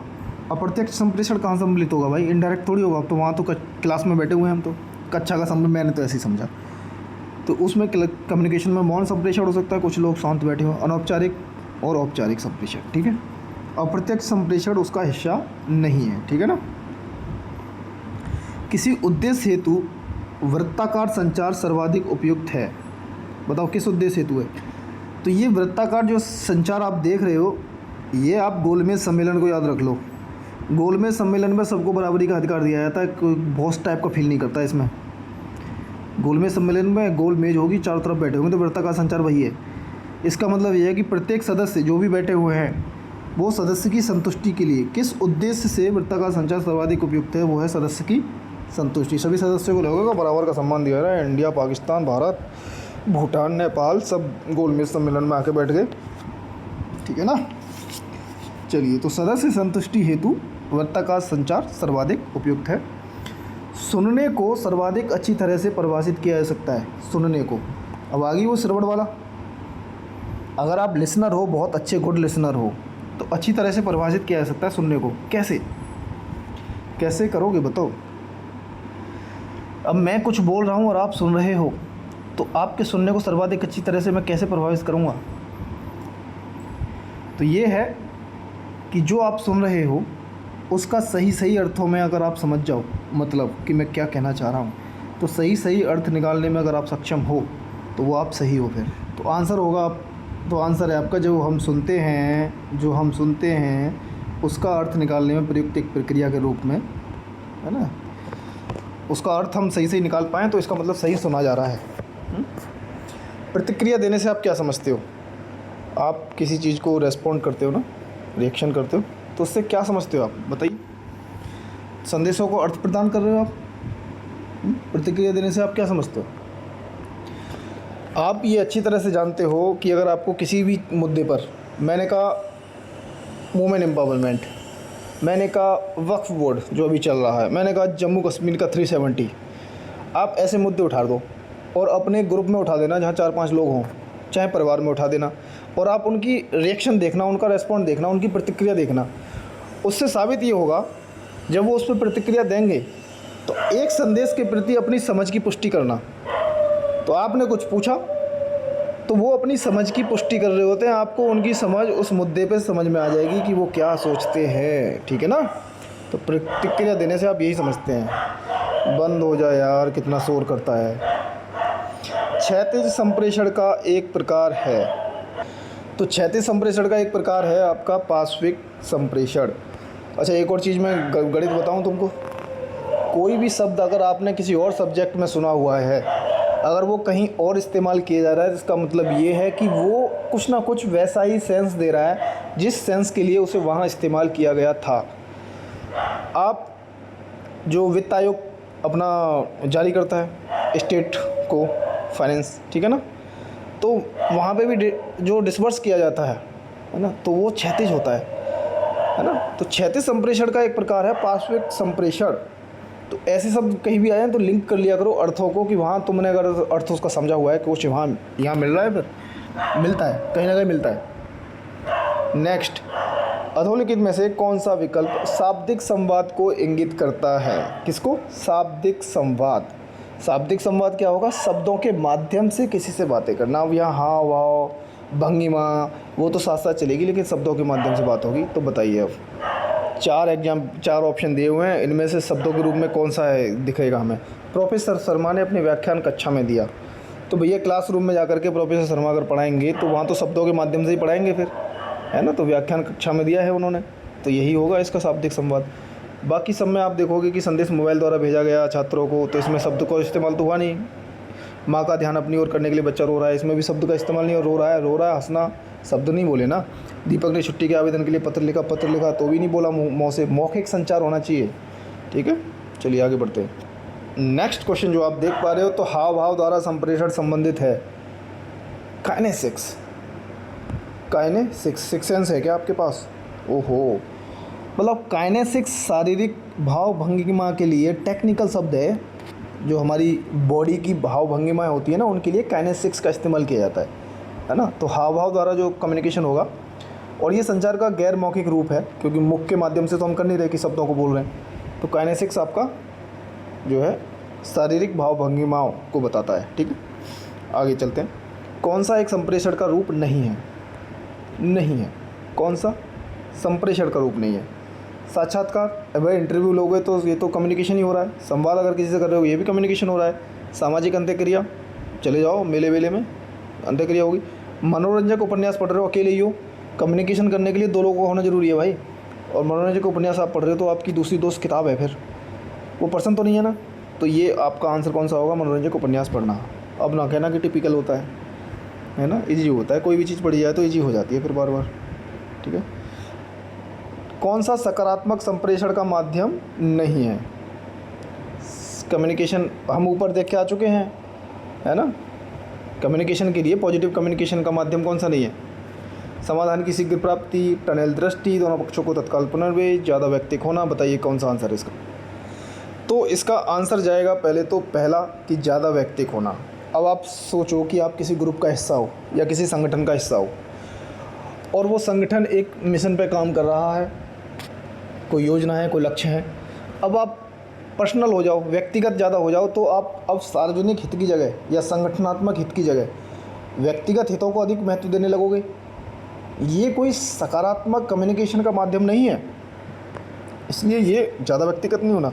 ईस्ट इंडिया कंपनी आई थी, एक कंपनी के रूप में आई थी, वो संगठन के रूप में आई थी। लेकिन जब आपने पढ़ा होगा कि उसके खुद के जो कर्मचारी लोग थे वो खुद व्यापार करने लगे थे अपना अलग अलग से प्राइवेट, पर बाद में रोक लगाई गई थी उस पर। तो ये क्या है, ये पॉजिटिव कम्युनिकेशन का भाग नहीं है, ठीक है। संचार में निस्पंदन आ गया ना, फिल्टरिंग फिर से। तो कम्युनिकेशन में जो फिल्टर होता है उसके बुरे प्रभाव को कम करने के लिए, किस उपाय का उपयोग किया जाता है, बताइए किस उपाय का प्रयोग किया जाता है। वो है लघु परिधिकरण। परिधि से तो आपको समझ में आ रहा होगा कि कोई चीज़ है हमारी, इनसे बात हो रही है तो इसको लघु परिधि में बंद कर दो। किचन कैबिनेट्स का शब्द सुना है मंत्रिमंडल में, किचन कैबिनेट। अब मंत्रिमंडल तो बहुत बड़ा है, लेकिन किचन कैबिनेट में कुछ ही मंत्री होते हैं बड़े बड़े। तो वो क्यों होते हैं ऐसे? क्योंकि फिल्टरिंग ना हो, किसी पॉलिसी या किसी नीति पर हम काम कर रहे हैं तो वो कहीं फिल्टर ना होकर निकल जाए सबके साथ। तो वो जो बुरा प्रभाव है ना फिल्टरिंग का, उसको रोकने के लिए किया जाता है। वो किचन कैबिनेट इसका बहुत बड़ा एग्जाम्पल है, अच्छा खासा है। तो संचार को सुचारू रूप से चलाने में मदद करता है, संचार मार्ग में आने वाली बाधाओं को दूर करता है, ठीक है ना। ये आपने लघु परिधिकरण कर दिया किसका, किचन कैबिनेट याद रख लो यार तुम, है ना, PMO। चयनों को संकुचित करने में प्रयुक्त प्रविधियों की प्रक्रिया कहलाती है। शब्दों में मत फंसना, मजा लेके पढ़ना, एकदम से चयन करना है आपको, किसी को सिलेक्शन करना है। और सिलेक्शन को बहुत हम डाइवर्सिफाई नहीं करना है, बहुत संकुचित करना है उसको। तो उसमें कौन सी प्रयुक्त प्रविधियों का प्रक्रिया इस्तेमाल होगी, बताइए। तो एक नाम था बर्नार्ड। क्या नाम था? बर्नार्ड। जो संगठनात्मक बोल रहा हूँ ना मैं, पॉलिटिकल साइंस का एक हिस्सा होता है गवर्नेंस का। गवर्नेंस में रेले एंड मूने नाम के व्यक्ति हुए थे, उन्होंने संगठनात्मक के ऊपर बोला हुआ है। तो बर्नार्ड थे। इन्होंने व्यापक विश्लेषणात्मक आधार प्रस्तुत करते हुए स्पष्ट किया था कि निर्णयन व्यापक रूप से चयनों को संकुचित करने में प्रयुक्त प्रविधियों की प्रक्रिया है। क्या सा? निर्णय लेना। भाई जब आप निर्णय लेने जाते हो, सपोज करो कि एक टीचर हो आप और बच्चे हैं बहुत सारे, उसमें से आपको मॉनिटर बनाना है किसी को, तो संकुचित तो करोगे ना, कि सबको थोड़ी बना दोगे, सेलेक्ट करोगे, अच्छा 8-10 बच्चे हैं यहाँ कैपेबल जिनको बनाया जाए, उसमें से फिर एक को पिक कर लोगे, उसको चुन लोगे। तो चयनों को संकुचित करने में जो प्रयुक्त प्रविधि है वो निर्णय लेना, ठीक है। निम्नलिखित में से किस संप्रेषण अंतःक्रिया में हमें अवश्य ध्यान देना चाहिए कि हमें क्या करना चाहिए? कौन सी ऐसी कम्युनिकेशन अंतःक्रिया है जहाँ हमें ध्यान देना ही होगा कि हमें क्या करना चाहिए, बताइए कौन सी है। तो भैया कम्युनिकेशन के नियामक नियम हमें ये बताते हैं कि हमें क्या करना चाहिए और क्या नहीं करना चाहिए, है। कम्युनिकेशन के कुछ नियामक नियम हैं जो हमें ये बताएंगे कि हमें क्या करना चाहिए और क्या नहीं करना चाहिए, ठीक है। संचार प्रक्रिया, आ जाओ तुम, कम्युनिकेशन प्रोसेस में निम्नांकित में से कौन सा चरण पहले आता है? तो सबसे पहले तो कूट लेखन ही होगा। कौन सी बात तुमको कहनी है उसे कूट में तो लिखोगे। सपोज करो मैं कुछ पढ़ा रहा हूँ आपको, तो बहुत बड़ी चीज़ हमने पढ़ी, उसको शॉर्ट में लिख लिया, तो फिर वो जो बढ़ाना है तो कूट तो किया ना मैंने। अब जैसे इनक्रिप्टेड होता है ना, व्हाट्सएप पे जब बातचीत करते हैं तो कोई दूसरा नहीं पढ़ सकता, इनक्रिप्टेड होता है वो, तो जैसे ही इनकोड होगा फिर डिकोड किया जाएगा, उस टाइप से चलेगा ये हिसाब किताब, है ना। तो संचार प्रक्रिया में जो पहला चरण होता है वो कूट लेखन का होता है। रट्टा मान लो, आएगा, कई बार पूछ लेता है यार ये। निम्नलिखित में से कौन सा उस कौशल को स्पष्ट करता है जो अंतःक्रिया एवं संप्रेषण को सुगम बनाता है? कौन सा उस कौशल को स्पष्ट करता है जो अंतःक्रिया एवं संप्रेषण को सुगम बनाता है, बताओ। तो इसका बेस्ट आंसर होगा आपका सामाजिक कौशल। अगर आप घर पे रहते हो, कभी बाहर नहीं निकल पाते हो, समझना। मैं एग्जाम्पल इतना ख़तरनाक देने वाला हूँ कि तुम सोचोगे कि अच्छा ये एग्जाम्पल भी हो सकता है। महिलाओं का सामाजिक कौशल उतना अच्छा नहीं होता जितना पुरुषों का होता है। क्यों? अब ये मैं कोई यूनिवर्सल ट्रुथ नहीं बोल रहा हूँ, क्योंकि घर से बाहर निकलने का उन्हें मौका ही कहाँ मिल पाता है, बताओ। बचपन से लेकर के तो माँ बाप, भाइयों का साया, उसके बाद पति का साया। सामाजिक कौशल उनके अंदर ज़्यादा आता है जो समाज में रहा होगा शुरू से ही, इमोशंस, फीलिंग्स जाना होगा लोगों की, धोखे खाए होंगे, चीट खाया होगा लोगों से। तो अंतःक्रिया और कम्युनिकेशन को सुगम बनाता है क्या? सामाजिक कौशल। जब आप एक्सपीरियंस होल्डर हो जाते हो, इस समाज में निकले हुए आपको वर्षों बीत चुके होते हैं, तो आप लोगों के चेहरे, उनकी हंसी, उनके पीछे के दर्द सब समझते हो, आप अच्छे से समझते हो कि नहीं समझते। तो सामाजिक कौशल इसका सबसे बड़ा बेहतर एग्जाम्पल, ठीक है। निम्नलिखित में से कौन द्वंद्व समाधान की अस्वस्थ अनुक्रिया है? कैसी? स्वस्थ नहीं है भैया, अस्वस्थ है। और द्वंद्व समाधान की है, तो बताइए आंसर क्या होगा। तो इसका जो आंसर है, देखो द्वंद्व समाधान है, और द्वंद्व मतलब दो होते हैं, किसी द्वंद्व होता है ना, तुम कोई भी डिसीजन पे जाओ या किसी भी टॉपिक पे आ जाओ, तुम्हारे दिमाग में वो दुविधा तो चलती रहती है, करना है नहीं करना। कुछ लोग तो मैसेज कर देंगे फिर तुरंत डिलीट कर देंगे, दुविधा चल रही थी, पहले करना है फिर कर दिया तो फिर डिलीट मार देना है। तो द्वंद्व समाधान हमें चाहिए फिर उसका सॉल्यूशन। तो उसकी अस्वस्थ अनुक्रिया क्या है? समझौता पाने की अक्षमता। क्या है? समझौता पाने की अक्षमता। लेकिन आपको 3 ऑप्शन और देखने चाहिए कि महत्वपूर्ण मामलों को पहचानना और अनुक्रिया करना। ये क्या है? एक स्वस्थ प्रक्रिया है। अगर आपको समाधान करना हो, मैं कहूँ कि रसिया यूक्रेन का युद्ध है और उसके समाधान की स्वस्थ प्रक्रिया क्या होगी? भाई महत्वपूर्ण मामलों को पहचानो और अनुक्रिया करो। भूलने या विस्मृत करने और क्षमा करने की तत्परता रखो। गलती हो जाती है, माफ़ करना, यह विश्वास कि दोनों पक्षों के हितों की रक्षा की जा सकती है। तभी तो आप स्वस्थ प्रक्रिया उसके समाधान की लेके आ पाओगे। अब समझौता पाने की अक्षमता, ये अस्वस्थ अनुक्रिया है, ठीक है ना। ओके, नेक्स्ट, अंतर्वैयक्तिक संबंध व्यक्त करने के लिए नहीं किया जाता। किसका प्रयोग आप इंटरपर्सनल रिलेशंस को व्यक्त करने के लिए नहीं करते? अब आप हस्बैंड वाइफ हो, ठीक है, वाइफ आपकी पुलिस में जॉब करती है, सब इंस्पेक्टर हैं वो, ठीक है, और आप हो आरबीआई के गवर्नर। और भैया इतना बड़ा अंतर बता दिया, ठीक है मान लिया। तो आप वो प्रोफेशनल हो, वो संगठनात्मक कौशल है आपका। सब इंस्पेक्टर साहब का पुलिस का कौशल होगा उनका, और आरबीआई वाले मैनेजर साहब का उनका अपना होगा। तो संगठनात्मक कौशल है। लेकिन इंटरपर्सनल रिलेशन ऐसे थोड़ी हैं। इंटरपर्सनल रिलेशन तो अलग टाइप के होते हैं, दोस्तों के हो सकते हैं, आपस में बातचीत जो चल रही है ना, कम्युनिकेट हो रहे हैं। तो वहाँ तुम प्रोफेशनली मत बात करो, पर्सनली आ जाओ आप। तो इंटरपर्सनल रिलेशन लोक कौशल, जीवन कौशल, मृद कौशल, ये सब काम करते हैं। लेकिन जो व्यक्त नहीं करते वो संगठनात्मक कौशलों को हम अंतर्वैयक्तिक संबंध व्यक्त करने के लिए नहीं इस्तेमाल करते, ठीक है ना। चलिए, औपचारिक दिशा निर्देश एवं प्राधिकार पदानुक्रम संचार के किस प्रकार के उदाहरण हैं? औपचारिक दिशा निर्देश और प्राधिकार पदानुक्रम संचार के किस प्रकार के उदाहरण हैं, बताइए। तो आप ऐसा कम्युनिकेशन करना चाह रहे हो, कैसा कम्युनिकेशन, कि आपने किसी को दिशा निर्देश दे दिए हैं, ऐसे ऐसे करना है, वैसा करना है। और प्राधिकार पदानुक्रम, तो ये नियंत्रण के उदाहरण है भाई। ये क्या है? नियंत्रण के उदाहरण है। दिशा निर्देश जब दे दिए जाते हैं तो ये कंट्रोल वाली पावर दे दी जाती है कि ये ऐसे ऐसे करना है, ठीक है। समानुभूति के लिए निम्नलिखित में से कौन सा सही है? अब ये तो एथिक्स पढ़ी होगी तो वहाँ से भी लगा दोगे, समानुभूति और सहानुभूति, ठीक है ना। ये होता है ना, समानुभूति और सहानुभूति दोनों समान है, दोनों समान नहीं है भाई। जब वर्ड अलग अलग हैं तो इनका अर्थ भी अलग है, ठीक है। तो पहला तो गलत है। व्यक्ति में दूसरों की भावनाओं को समझना सहानुभूति है, बात सही है कि नहीं है? तो बात बिल्कुल सही है, और केवल आपका बी ऑप्शन सही है। देखो, सहानुभूति और समानुभूति को समझाने में नहीं बैठूंगा, एथिक्स का नहीं पेपर पढ़ा रहा हूँ, नहीं तो मेरा वीडियो वैसे ही लंबा होने वाला है आज। संचार में सबसे महत्वपूर्ण शब्द क्या है? संचार, जो आप कम्युनिकेशन करने जा रहे हो उसमें सबसे महत्वपूर्ण शब्द क्या होगा? तुम और हम। इसलिए भैया देखो, भोजपुरी वाले लोग, अपने बिहार के भाई बंधु, हम बोलते हैं, वो देख रहे हो, उनकी कम्युनिकेशन स्किल कितनी ज़बरदस्त है, तभी तो उनकी मीठी बोली बहुत प्यारी लगती है। तुम और हम, मैं नहीं चलेगा, घमंडी नहीं है वो, हम हैं हम। चलिए आगे बढ़ते हैं। अशाब्दिक संचार में निहित है। भाई जब शब्दों के माध्यम से आप संचार नहीं करोगे, कम्युनिकेट नहीं करोगे किसी से, बिना शब्दों के करना चाहोगे, तो उसमें क्या निहित होगा ये बताइए अब आप।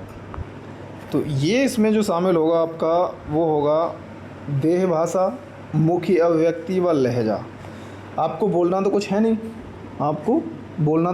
है, तो इसमें आपको हावा बताने अपने, आपकी बॉडी लैंग्वेज ही तो बात करेगी। मुखी अभिव्यक्ति लहजा द्वारा संदेश प्रेषित करने का एक माध्यम होता है, ये अशाब्दिक संचार है आपका। अभी मैं अगर लाइव क्लास ले रहा होता ना, अपने मुंह बना के भी दिखा देता आपको। बस पर चढ़ते समय कोई व्यक्ति अचानक आप पर चिल्लाने लगता है तो रैप्टा मार दोगे क्या? उल्टे नहीं, चिल्लाने का कारण जानकर आप मामले को शांत करेंगे। पता चला होगा यार कि आपने उसके पैर पे पैर रख दिया हो, अपना पैर के वुडलैंड के जूते, बेचारा चिल्ला पड़ा हो गुस्से में, तो वो कारण जानना है आपको, और जान करके फिर मामला शांत करोगे, ठीक है। निम्नलिखित में से कौन सी संज्ञानात्मक प्रक्रिया उस समय घटित होती है जब व्यक्ति कलात्मक, साहित्यिक, वैज्ञानिक अथवा व्यवहारिक समस्याओं के विभिन्न संभावित समाधानों पर स्वतंत्र रूप से विचार करता है? बड़े ही स्वतंत्र इंसान हो यार तुम तो। और वो भी संज्ञानात्मक प्रक्रिया की बात कर रहे हो आप, ठीक है ना, ज्ञान वाली बात चल रही है यहाँ। इन समस्याओं पर जब वो विचार कर रहा होता है, संभावित समाधानों पर स्वतंत्र रूप से विचार करता है, तो कौन सी संज्ञानात्मक प्रक्रिया घटित होती है? तो बताइए कौन सी प्रक्रिया होती है घटित? तो मैंने थोड़ी देर पहले आपको समझाया था कि कोई भी वर्ड आपने कहीं भी सुने हो और उनका अर्थ आपने वहाँ निकाला हुआ होगा, अगर वो यहाँ इस्तेमाल हो रहे हैं तो कुछ सेंस उसका वहाँ जा रहा होगा उस टाइप से। तो अभिसारी और अपसारी तुम यहाँ पढ़ रहे हो, क्या तुमने ये साइंस में नहीं पढ़ा था कि अभिसारी लेंस और अपसारी लेंस? कोई चीज़ दूर से आ रही है और एक जगह केंद्रित हो जाए तो ये अभिसारी होता है। कोई चीज़ एक जगह केंद्रित है, जैसे लावा एक जगह से फूट करके पूरे में बिखर रहा है, तो ये अपसारी है। आंसर इसका अपसारी चिंतन है, वही फैलने वाला, ठीक है ना। क्योंकि जब आप स्वतंत्र किसी को छोड़ते हो संभावित समाधानों पर विचार करने के लिए, तो वो एक जगह सेंट्रलाइज नहीं होंगे, डिसेंट्रलाइज हो जाएंगे। अपसारी चिंतन होगा, ये विविध प्रकार का रहेगा, बहुत अलग अलग सॉल्यूशंस निकल के आएंगे, ठीक है ना, ये है। अब अगर आपका मौखिक संप्रेषण हो रहा है, आपका किसी से वर्बल कम्युनिकेशन हो रहा है, तो उसमें सबसे महत्वपूर्ण बाधा क्या है?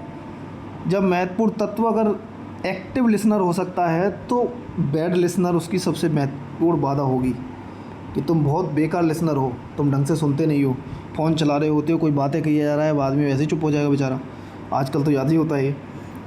मौखिक संप्रेषण की प्रभावशीलता वक्ता की योग्यता पर निर्भर करती है। वक्ता मतलब जो बोल रहा है उसकी योग्यता पर निर्भर करती है। किस योग्यता पर? कि कितनी वो सरल भाषा का प्रयोग कर रहा है। जैसे खान सर हैं हमारे, खान सर के पढ़ाने का अंदाज़ बड़ा डिफरेंट है और लोकल लैंग्वेज है अपनी, इसलिए वो लोगों से कनेक्ट बहुत आसानी से कर पाते हैं। एक है हमारे इकोनॉमी के रामेश्वर सर, वो क्लिष्ट भाषा यूज करते हैं इकोनॉमी की, कभी कभी तो सर से ऊपर उतर जाता है उनका, पहली बार तो बच्चों को पढ़ लेना पड़े। तो मौखिक संप्रेषण की प्रभावशीलता वक्ता की एक योग्यता है, उस पर निर्भर करती है, वो है सरल भाषा का प्रयोग, ठीक है ना। चलिए आगे बढ़ें। अपने सहयोगियों एवं अधीनस्थों के बीच संवाद स्थापित करने का सर्वोत्तम विकल्प क्या है?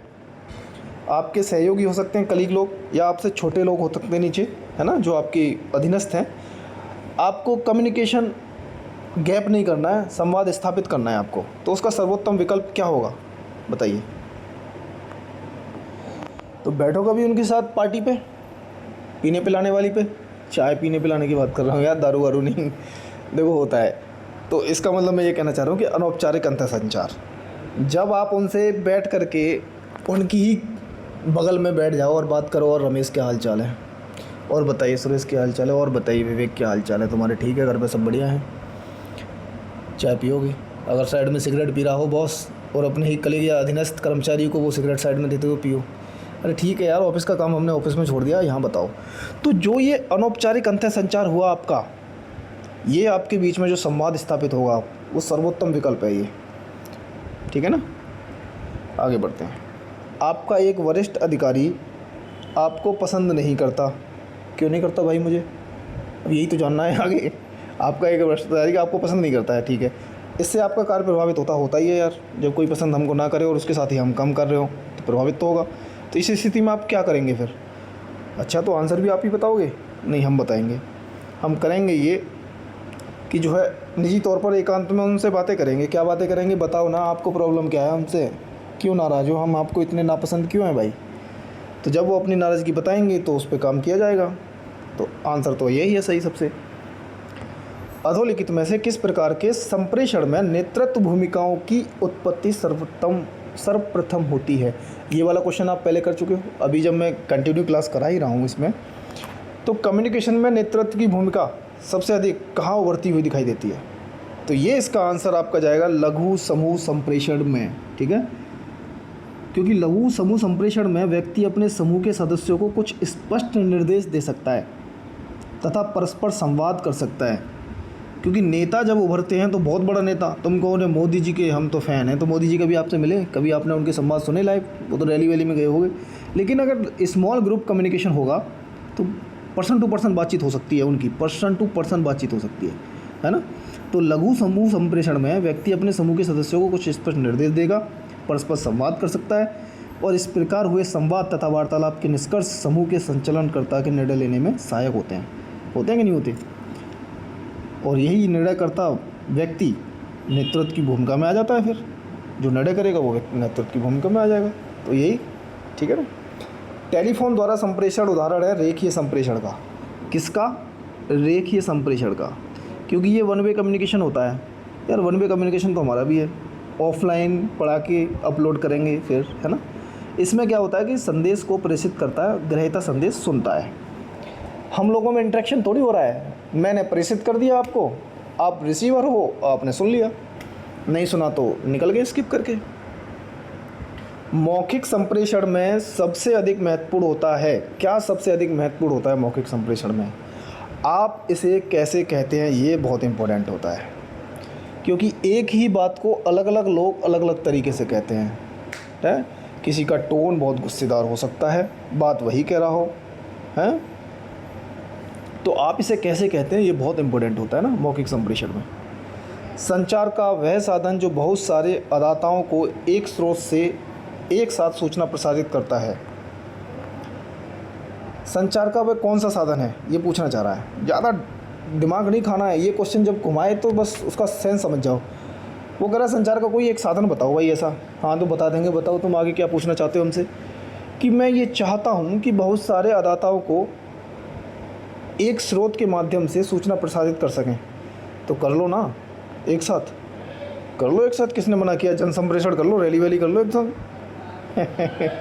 लाखों की भीड़ सामने होगी और आप भाषण दे रहोगे, कर लो जन संप्रेषण, संचार पहुंचा दो एक साथ आप, ठीक है। लेकिन नहीं, जन संप्रेषण मास कम्युनिकेशन पब्लिक, ये जो मीडिया वाले करते हैं कि नहीं करते मास कम्युनिकेशन का कोर्स अपना, तो सूचना प्रसारित करने का ये माध्यम है।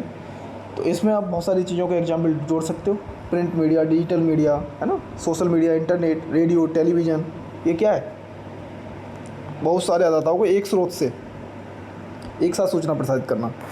अब ये मैंने जो पढ़ाया टैब में आपको, अब आप जितने लोग देखे हुए, मैंने तो एक स्रोत में था और मैंने भेज दिया आपके पास यूट्यूब पे, तो वो भी एक माध्यम है, ठीक है ना। नेक्स्ट है कि कक्षा में संप्रेषण को सामान्यतः समझा जाता है। कक्षा में जो संप्रेषण होता है उसको सामान्यतः क्या समझते हैं? तो कक्षा में जो कम्युनिकेशन होता है वो प्रभावी होता है। प्रभावी ना होता तो तुम हम यहाँ होते, टीचरों ने सिखाया ऐसा। कक्षा में संप्रेषण को सामान्यतः क्या समझा जाता है? प्रभावी समझा जाता है, ठीक है ना।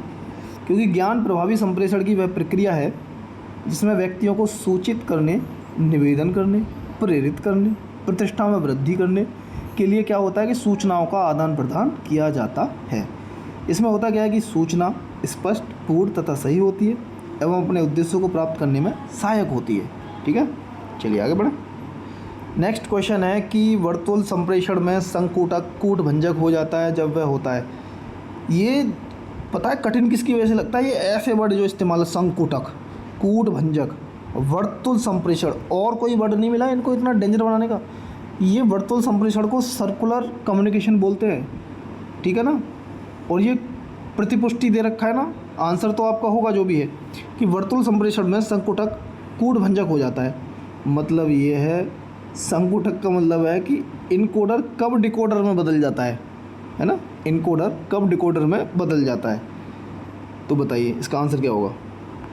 तो अगर आप देखोगे तो इसमें से ये चारों ऑप्शन नहीं थे और इसका आंसर भी नहीं दिया था आयोग ने उस समय। ये कह रहा है कि सर्कुलर हमारा कम्युनिकेशन चल रहा है और इनकोडर डिकोडर में कब बदलेगा? जब फीडबैक आ जाएगा आपके पास। कम्युनिकेशन प्रोसेस में आपने देखा होगा फीडबैक मिलना ज़रूरी है, तो जब फीडबैक आ जाएगा तो इनकोडर ही डिकोडर बन जाएगा, ठीक है। कोई अधिकारी मीटिंग के दौरान अपनी लेखनी मेज पर पटक देता है। मीटिंग चल रही है तो गुस्से में होगा बंदा, गुस्से में ही होगा भाई, क्रोध होगा तभी तो पटकेगा मेज पे अपनी लेखनी, ठीक है ना। ठीक है। किसी व्यक्ति में दूसरों के साथ काम करने का सर्वाधिक महत्वपूर्ण अंतर्वैयक्तिक कौशल है, क्या है बताइए? ये तो योग्यता है भाई आपकी कि दूसरों के साथ आप काम करने में अंतर्वैयक्तिक कौशल है आपका। कोई लोग परेशान हो जाते हैं बहुत जल्दी, कुछ लोग होते हैं कि यूँ फटाक से दोस्त बनते हैं उनके और मस्त उनका जो है कौशल होता है लोगों से घुलने मिलने का, बातचीत करने का, ठीक है ना। तो ये योग्यता है, ओके। अपने सहकर्मियों के साथ वार्तालाप के दौरान साधारणतः आप क्या करोगे बताओ? अपने विचारों के समर्थन में मुस्कुराते हो, क्या करते हो? तो सही समय पर मुस्कुराते हो।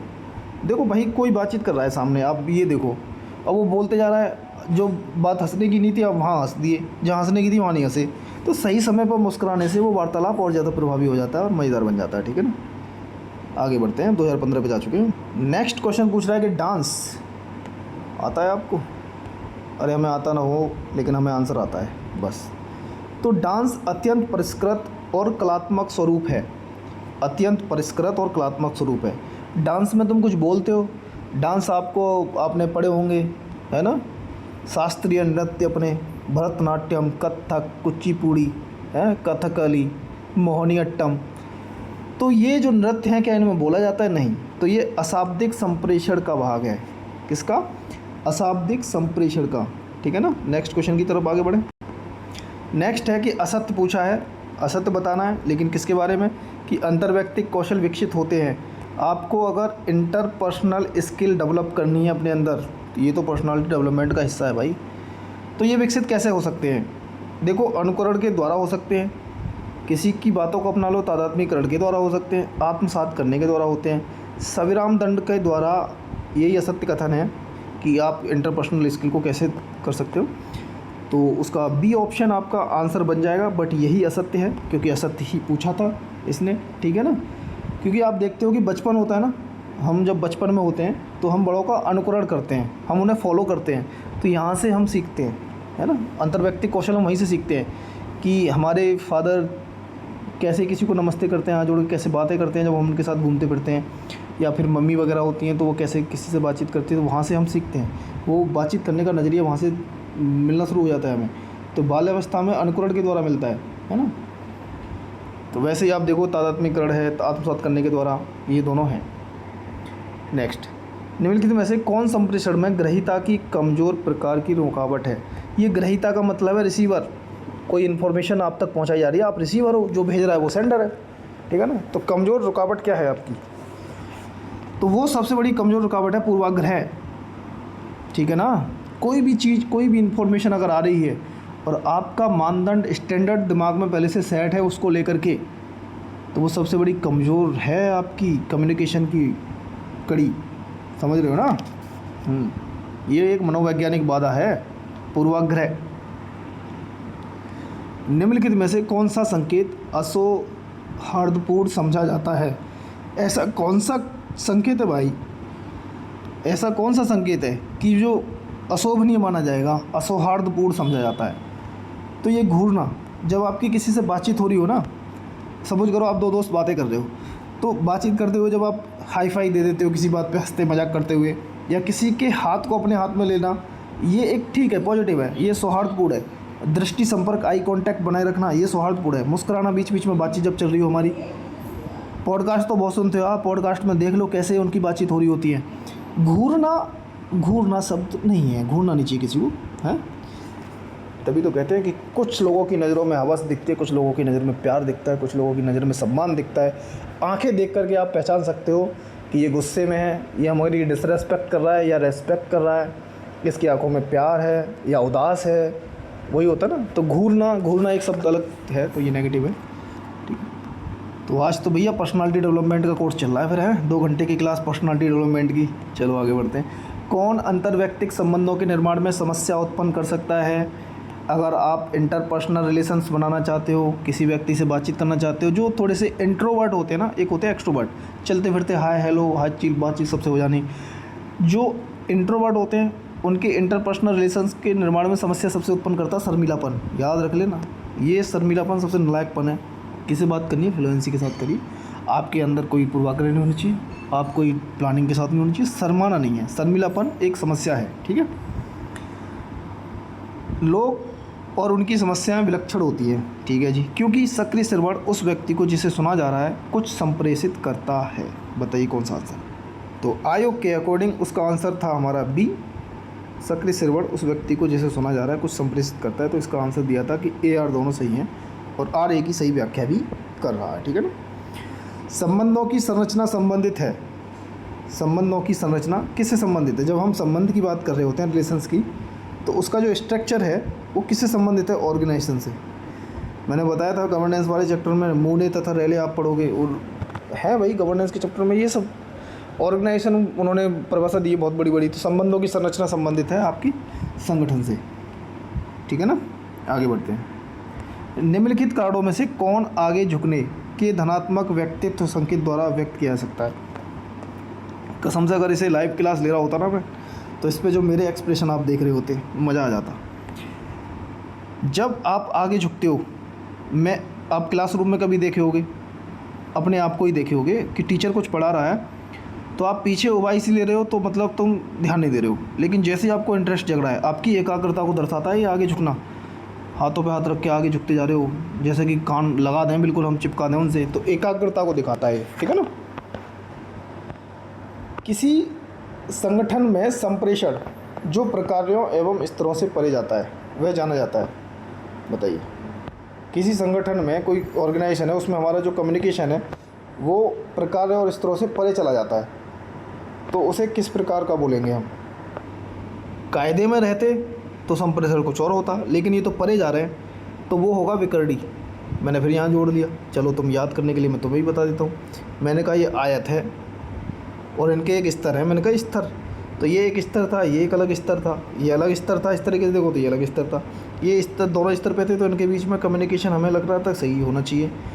लेकिन कम्युनिकेशन ये तो आड़ा तिरछा तब तरीके से करने लगे, ये तो यहाँ से भी कर रहे हैं, इससे भी। तो जब विकर्णी कम्युनिकेशन हो जाए तो ये प्रकार और स्तरों से परे चला जाता है। समझने के लिए याद रख लो इसे, ठीक है ना। मेरा तो वैसे भी चाचा चौधरी वाला दिमाग है, बस चलता है। अंतर्व्यक्तिक कौशल के लिए आवश्यक है, इंटरपर्सनल स्किल्स के लिए क्या आवश्यक है भाई? क्या व्यक्ति को अंग्रेजी हिंदी आनी चाहिए? नहीं भाई, व्यक्ति को किसी भी भाषा में, बताइए, किसी भी भाषा प्रभावशाली ढंग से संप्रेषण कर सके, किसी भी भाषा में हो, तो किसी भी भाषा में तो आपको यही होगा कि कोई भी भाषा हो उसमें बस प्रभावशाली ढंग से संप्रेषण कर सके, वो कम्युनिकेशन कर सके। नेक्स्ट, अंतर्व्यक्तिक कौशल में निम्नलिखित में से कौन सा सुसंगत नहीं है? तो बताइए कौन सा सुसंगत नहीं है। सुनने की तत्परता, संवेदों की प्रौद्योगिकता, सकारात्मक अभिव्यक्ति, सहयोगी अभिप्राय पर संदेह। अब आप किसी से बातचीत करने जा रहे हो और आपको उन्हीं पर ही डाउट है, तो अब ये कैसे सुसंगत होगा? सहयोगियों के अभिप्राय पर अगर आप संदेह करते हो तो ये सुसंगत बिल्कुल नहीं है, ठीक है। नेक्स्ट क्वेश्चन जो पहले भी आ रखा है कि कम्युनिकेशन का जो प्रोसेस चलेगा उसमें प्रथम चरण क्या रहेगा? तो इनकोडिंग रहेगी भाई, पहले तो इनकोडिंग पर डिकोडिंग होती रहेगी बाद में, तो पहले इनकोड होगा। तो कूट लेखन या कूट संकेतन, ये आपका पहला है, ठीक है ना।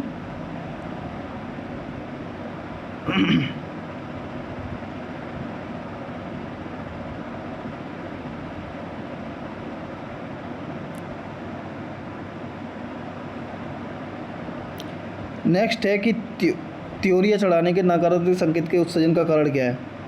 त्योरिया चढ़ाना, और भाई तुम गुस्से में हो तो त्योरिया चढ़ी जाती है आदमी की, तो इसमें नकारात्मक संकेत का उत्सर्जन है झुंझलाहट। किसी चीज़ पर झुंझलाहट आप दिखाओगे, चिढ़ोगे, किसी चीज़ से चिढ़ जाओगे तो त्योरियाँ चढ़ जाती हैं आपकी, ठीक है ना। 2014 पे पहुंच चुके हैं। संप्रेषण के संबंध में संदर्भ किसे कहते हैं? फिर से कॉन्टेक्स्ट शब्द आ गया है तुम्हारा, और वो भी कम्युनिकेशन के मामले में, कि किस कॉन्टेक्स्ट में आपकी बातचीत जाएगी, किस कॉन्टेक्स्ट में आप बातचीत कर रहे हो, इसका मतलब क्या है बताइए। तो जब भी कम्युनिकेट हो आप किसी से, और तो आपको कॉन्टेक्स्ट तो देना होता है कि हम इस संदर्भ में बातचीत करना चाहते हैं। सपोज करो कि आप कहो कि मेरे को आपसे बात करनी है, तो आप अपना संदर्भ तो बताओ कि किस बारे में आपको बात करनी है। तो वार्तालाप के लिए भौतिक व मनोवैज्ञानिक वातावरण बन जाएगा, ठीक है ना। मनोवैज्ञानिक ऐसे बन जाएगा, जैसे ही मुझे पता चलेगा कि आप किस बारे में बात करना चाहोगे तो मैं साइकोलॉजिकल रूप से तैयार हो जाऊँगा। भौतिक पर्यावरण ये रहेगा कि मैं टाइमिंग सेट करूँगा अपनी, किस समय बात करनी है आपको, तो है ना। तो संदर्भ कॉन्टेक्स्ट पता होना ये बता रहा होता है, ठीक है। निम्नलिखित कथनों पर विचार कीजिए। अंतर्व्यक्तिक व्यवहार अधिकांशतः आंतरिक आवश्यकताओं द्वारा प्रेरित होते हैं, ठीक है जी। आप भी समझ पा रहे होंगे, जब भी हमारे कोई इंटरपर्सनल रिलेशंस बनते हैं या व्यवहार किसी से होता है तो हमारी ज़रूरतें होती है, तभी तो उसके हिसाब हम प्रेरित होते हैं। सामान खरीदने जा रहे हैं, दुकानदार से बात करेंगे। लोग एक दूसरे से भी व्यवहार आगे बढ़ाते हैं, तो बताइए कौन सा सही है। तो आयोग का आंसर है कि ए आर दोनों सही हैं और आर ए की सही व्याख्या करता है, ठीक है ना। आगे बढ़ते हैं, ना भी ठीक हो तो भी। निम्नलिखित में से कौन सा एक अवाचिक संप्रेषण सहायक का उदाहरण है? अवाचिक संप्रेषण के सहायक का उदाहरण इसमें से कौन सा आपको लग रहा है बताइए। वर्ड ओपन आ जाइए, वर्ड तो तुमको नचा रहे होंगे। अवाचिक वही है, नॉन वर्बल भाई, वर्बल नहीं है, नॉन वर्बल है। मुंह से नहीं बोलना है, हाव भाव से ही बोलना है। तो अवाचिक संप्रेषण सहायक है चाक्षुष संपर्क का।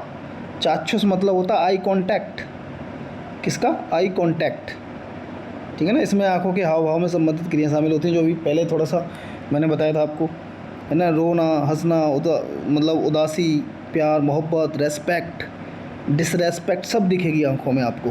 तो ये अवाचक संप्रेषण सहायक होता है चाक्षुष संपर्क, आई कॉन्टैक्ट। संप्रेषण की प्रक्रिया में कूट लेखन से तात्पर्य क्या है? अब वही कम्युनिकेशन कितनी बार आ गया ये क्वेश्चन रिपीटेशन में, देख रहे हो तुम। कम्युनिकेशन, कूट लेखन, पहला ही है, ठीक है ना। तो इसका आंसर है आपका संकेतों को तांत्रिक आवकों में परिवर्तित करना। जो फीलिंग्स, भाव आप बताने वाले हो, जिसके साथ आप कम्युनिकेट कर रहे हो, मैं जैसे आपके साथ कम्युनिकेट करना चाह रहा हूँ, तो जो मैंने पढ़ा उसको मैं कैसे आपके सामने प्रेषित करूँगा वो, तो ये तांत्रिक आवेगों में परिवर्तित किया जाएगा संकेतों को, ठीक है। नेक्स्ट क्वेश्चन है आपका पेल्ज प्रभाव। ऐसी चीज़ें याद करनी होती हैं कि ये जो टेक्निकल वर्ड होते हैं। पेल्ज प्रभाव क्या स्पष्ट करता है? ये स्पष्ट करता है उपयुक्त ऊपरीगामी प्रभाव के साथ संयुक्त वरिष्ठों की समर्थितता को। आपके वरिष्ठ लोग हैं, अगर उनको आपकी समर्थितता है उसको दिखाता है क्या? पेल्ज प्रभाव। ऐसी चीज़ें याद और रटनी होती हैं, ठीक है। नेक्स्ट क्वेश्चन है कि संप्रेषण के नियामक नियम आज आ रखा है, देख लो ये क्वेश्चन पहले। संप्रेषण के नियामक नियम हमें यह बताते हैं कि हमें क्या करना है और क्या नहीं करना चाहिए। हाँ, आया था ये, तो ये पहला सही है। संप्रेषण में अंत्यक्रियाओं की संरचना और समन्वय आवश्यक है, क्योंकि, तो बात सही है, ए, ठीक है। नेक्स्ट की तरफ आगे बढ़ते हैं। कुछ हमारे नकारात्मक निजी व्यवहार दे रखे हैं, ठीक है ना, जैसे गले के पीछे हाथ रखना। अब खुद अगर कहीं भी बैठे हो कुर्सी पे, तो आप रख के देखो ऐसे कि किस पोजीशन में आप ये सब रखते हो हाथें। आंखें सिकोड़ करके देखना कि किस कंडीशन में आंखें सिकोड़ते हो। नाक सहलाते हो किस कंडीशन में। चश्मा उतार कर नीचे रख देते हो किस कंडीशन में। मैंने चश्मा पहना और चश्मा पहन करके मैंने नीचे उतार कर दिया, तो मैं कहूँगा नहीं सुन रहा भाई। अब जब तक चश्मा पहन के सुन रहा था, चश्मा जैसे उतार दिया, मैं नहीं सुन रहा। मैं अब आपको नाक सहलाना का मतलब है कि बहुत तुम अतिशयोक्तिपूर्ण वर्णन कर रहे हो किसी चीज़ का, और फिर मजाक में अपनी नाक सहलाते जा रहे हो, तो ये इसको बता रहा होता है। गले के पीछे एक हाथ रखना क्या इंडिकेट कर रहा है बताओ? तो जब तुम असहमत नहीं होते हो तो पीछे हट जाते हो, है ना, तो आप अपनी असहमति बता रहे होते हो गले के पीछे हाथ रख करके। ये नेगेटिव निजी व्यवहार हैं ये हमारे। आंखें सिकोड़ना अस्वीकृति को बता रहा होता है कि आप हमारी बातों को एक्सेप्ट नहीं किए हो। आंखें सिकोड़नी आपने, तो भौचक्के हो जाते हो, आंखें चौड़ी कर लेते हो। तो फिलहाल यही है इनके शब्द। चलिए, कभी आपने किसी से तुलना की? हाँ की। चलो ठीक है, तो करके देख लो। तो जो क्यों करते हो भाई तुम दूसरों से तुलना, क्यों करते हैं, तो आज पता कर लेते हैं। दूसरे लोगों से तुलना के आधार पर हमारी राय और योग्यताओं के मूल्यांकन की प्रवृत्ति जो हमारे समान है उनसे तुलना करने की पसंदगी बन जाती है, ठीक है ना। जब आप तुलना करते हो तो कर लो ना एलन मस्क से और बिल गेट्स से, क्यों नहीं करते उससे? तो हम अपने समान लोगों से तुलना करते हैं। क्यों करते हैं? व्यक्ति अपनी अनिश्चितता को कम करने के लिए समान प्रवृत्ति वाले और दूसरे व्यक्तियों से तुलना करके अपनी योग्यताओं और क्षमताओं का मूल्यांकन करता रहता है। तो ये है आपका सिद्धांत, सामाजिक तुलना सिद्धांत, जो दिया था आपका लियोन। किसने? Leon. Okay, Festinger, Leon Festinger. अच्छे श्रोता बनने के लिए 2 कौशल संबंधित हैं, वो कौन कौन से हैं? एक तो आप ध्यान दीजिए, ढंग से सुनिए, उसके बाद फीडबैक दीजिए। ये दोनों चीज़ें होना बड़ा ज़रूरी है अच्छा श्रोता बनने का। इसलिए ध्यान से मेरा लेक्चर सुना करिए, उसके बाद लाइक किया करिए, शेयर किया करिए, कमेंट किया करिए। ये फीडबैक देने का तरीका है। तो अच्छे श्रोता आप जब भी कहलाओगे, अच्छे सब्सक्राइबर तभी कहलाओगे जब आप फीडबैक दोगे। तो फीडबैक भी दिया करो। वीडियो कैसे लगी समझ रहे हो ना? देख लो, पर्सनालिटी डेवलपमेंट की क्लास है ये। आगे बढ़ते हैं, चलो। एक सक्रिय श्रोता है, एक्टिव लिसनर है भाई वो। एक तकनीक जिसे प्रयोग में लाया जाता है वह कौन सी है? वक्ता के शब्दों को अन्य शब्दों में व्यक्त करना। ये बेहतरीन तकनीक है आपकी। जब भी आप किसी को सुनो तो आप अपनी बातें और अपनी बात ना टांग में, वो मतलब कहते हैं ना कि बातों में टांग ना अड़ाएं, उन्हीं की बात को अपने शब्दों में अलग तरीके से कहना। इससे और बातें प्रभावी हो जाएंगी और आप अपना प्रभाव उस पर छोड़ जाओगे। तो वक्ता के शब्दों को अन्य शब्दों में व्यक्त करना, ठीक है। संदेश क्या होता है भाई? क्या होता है संदेश, बताइए? तो संदेश जो होगा वो एक सुस्पष्ट संकेत होगा जो कोलाहल स्तर से ऊपर होगा, ठीक है। अंतर्वैयक्तिक संप्रेषण में नीतिशास्त्र क्या है? अंतर्वैयक्तिक संप्रेषण में नीतिशास्त्र क्या है? तो एथिक्स तो भाई विचारने योग्य है, बिल्कुल विचारों से ये तो आपकी और पर्सनालिटी को डेवलप ही करेगी, विचारों और मूल्यों को समझने में सहायक होगा। क्यों? क्योंकि वास्तविक लक्ष्यों को पूर्ण करता है भाई अंतर्वैयक्तिक संप्रेषण। तो डी ऑप्शन। प्रभावी श्रवण समावेश, इफेक्टिव लिसनर अगर आप हो तो प्रभावी श्रवण समावेश क्या करता है बताइए? अपने संदेश की समझ की पुष्टि, तो प्रतिपुष्टि तो बिल्कुल अनिवार्य है भाई। प्रभावी श्रवण में क्या है? अपने संदेश की समझ की पुष्टिकरण को, फीडबैक जरूरी है ना। क्वेश्चन आ रहे हैं ना उसी फील्ड से, उधर से निकल करके कोई नया अफलातून चीज़ें नहीं हो रही हैं। मानवीय संप्रेषण प्रक्रिया के कुछ अंग नीचे दिए गए हैं। संप्रेषण प्रक्रिया में घटने वाले सही क्रम को चुनिए। कि सही क्रम क्या है जो कम्युनिकेशन प्रक्रिया में घटता है? संदेश पहले आएगा, बताओ, कोलाहल बाद में आएगा, पुनर्निवेश। तो दो पहले आएगा संदेश, उसके बाद आएगा तुम्हारा कोलाहल तीसरा, फिर उसके बाद आएगा पुनर्निवेश। ठीक है ना? पुनर्निवेश तो बाद में ही करेंगे, निवेश पहले कोलाहल वगैरह सब कर लें हम, संदेश, शोर, पुनर्निवेश। ठीक है, आगे बढ़ते हैं। नेक्स्ट है कि निम्नलिखित में से कौन हमारे अंतर्हित व्यवबोधों को स्पष्ट करता है? जो लोगों के व्यवहार की व्याख्या करने का ध्यान रखता है, जो दूसरों से संप्रेषण करने के समुचित तरीकों को स्पष्ट करता है। तो बताइए, वो है आपका संप्रेषण नियम। तो आपके जो कम्युनिकेशंस के रूल्स हैं वो इस चीज़ को डिसाइड करते हैं कि लोगों के व्यवहार की व्याख्या करेंगे, उनका ध्यान रखेंगे, जो दूसरों से संप्रेषण करने की समुचित तरीकों को स्पष्ट करता है। तो वो तो नियम ही होंगे फिर, है ना। चलिए 2013 पे पहुंच चुके, 2 पेपर बचे, 2013 और 12, थोड़ा और पेशेंस रख लीजिए। निम्नलिखित संप्रेषण के पक्षों में से बेमेल पद बताना है आपको। पहुंच, बाधाएं, विषयों की प्राथमिकता और व्यवहार का अर्थ। तो इसमें बताइए कि बेमेल पद कौन सा है? तो विषयों की प्राथमिकता, बाधाएं और पहुंच, ये संप्रेषण के पक्ष हैं, लेकिन बेमेल पद जो है वो है आपका व्यवहार का अर्थ। ठीक है ना, व्यवहार का अर्थ। आगे चलें। निम्नलिखित में से कौन एक अंतर्वैयक्तिक संबंधों, इंटरपर्सनल रिलेशंस के निर्माण में समस्या उत्पन्न कर सकता है? तो देख रखा था ये पहले, प्रीवियस के क्वेश्चन पेपर फिर से लौट करके आ गया, शर्मिलापन।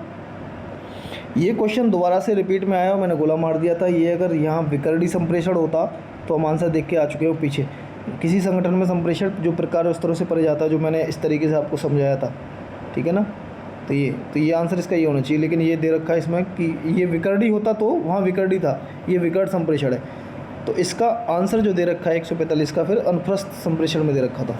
ठीक है, तो इसे थोड़ा सा क्रॉस चेक करना है कि ये सच में क्या होता है। ठीक, अंतर्वैयक्तिक संप्रेषण के निम्नलिखित प्रतिमानों में से किसमें समानता संबंध संपोषित होता है, परंतु प्रत्येक व्यक्ति के पास भिन्न भिन्न क्षेत्र पदाधिकार भी होता है? तो ये है आपका संतुलित विभाजन प्रतिमान। ठीक है ना, क्योंकि इसमें समानता संबंध संपोषित होता है, परंतु प्रत्येक व्यक्ति के पास भिन्न भिन्न क्षेत्र में पदाधिकार भी होता है। निम्नलिखित संप्रेषण संजालों में से किसमें समूह का प्रत्येक सदस्य केवल अपने से निकटतम सदस्य ही संप्रेषण कर सकता है? केवल अपने से निकटतम सदस्य ही संप्रेषण कर सकता है। तो इसमें कौन सा ऐसा चक्र होता है? तो ये होता है श्रृंखला संजाल। एक श्रृंखला का ट्रैप बना दीजिए। इसमें क्या है कि समूह का प्रत्येक सदस्य केवल अपने निकटतम सदस्य से ही संप्रेषण कर पाएगा। ठीक है, चलिए। जब व्यक्ति ये अनुभव करते हैं कि उनके व्यवहार को प्रतिबंधित किया जा रहा है, किसी को भी अगर ऐसा लगे कि उनका जो बिहेवियर है उसको प्रतिबंधित किया जा रहा है, तो वो एक प्रकार से प्रतिक्रिया करते हैं। हाँ जी, रिएक्शन तो करेंगे, जिसे हम क्या कहेंगे? इसे कहेंगे मनोवैज्ञानिक प्रतिघात। क्या बोलेंगे? मनोवैज्ञानिक प्रतिघात। साइकोलॉजिकल टॉर्चर तो होता ही है इंसान उस समय। फिर संप्रेषण के प्रक्रम में प्रथम चरण क्या है? संप्रेषण के प्रक्रम में प्रथम चरण क्या है? कितनी बार आ चुका है बताओ? कूट संकेतन आया ना, इनकोडिंग, कोड लेखन, इन तो कुछ क्वेश्चन तो ऐसे ही हैं जो रिपीटेशन में आपको मिलते रहते हैं। तो प्रीवियस ईयर के क्वेश्चन करने का मज़ा तो इसी वजह से है कि बहुत सारे क्वेश्चन तो तुमको ऐसे ही मिल जाते हैं, रखे रखे सीधे सीधे, कॉन्फिडेंस के साथ मारते हो फिर पेपर में। निम्नलिखित में से कौन सा कौशल किसी के साथ निकटता मित्रता को बनाए रखने में सहायक होता है? तो ये है कि स्वैच्छिक रूप से आवश्यकता पड़ने पर सहायता करना। अगर आपका कोई मित्र है और उसके साथ निकट मित्रता बनाए रखनी है आपको, तो जब आपको पता चले कि उसकी ज़रूरतें हैं और उसको ज़रूरत है हेल्प की, और उसके बगैर मांगे अगर आप उसकी हेल्प कर देते हो शैक्षिक रूप से आवश्यकता पड़ने पर, ठीक है ना। पर्सनालिटी डेवलपमेंट की चीज़ें ही सिखाई जा रही हैं। आज देख लो तुम, 1.5 घंटे की क्लास लगभग हो जा रही है। निम्नलिखित कथनों पर विचार कीजिए। लोग और उनकी समस्याएं विलक्षण होती हैं क्योंकि सक्रिय श्रवण उस व्यक्ति को जिसे सुना जा रहा है कुछ संप्रेषित करता है। ये क्वेश्चन पहले भी आ चुका है और हमको इसका आंसर मालूम है, तो इसलिए डायरेक्ट जाएंगे हम। ए आर दोनों सही है और ए की सही व्याख्या करता है, ठीक है। प्राप्त किए गए संदेशों में कोई विचलनशीलता जिसका पूर्व कथन स्रोत पर नहीं किया जा सकता गुणारोपित की जाती हैं। बताइए कैसा क्वेश्चन बना के दे दिया जो अडमंड गड पता नहीं क्या क्या हो गया, समझ में नहीं आया कि क्या पूछ लिया इसने, है ना। तो ये इसका आंसर तो जाएगा कोलाहल, शोर वाला, है ना।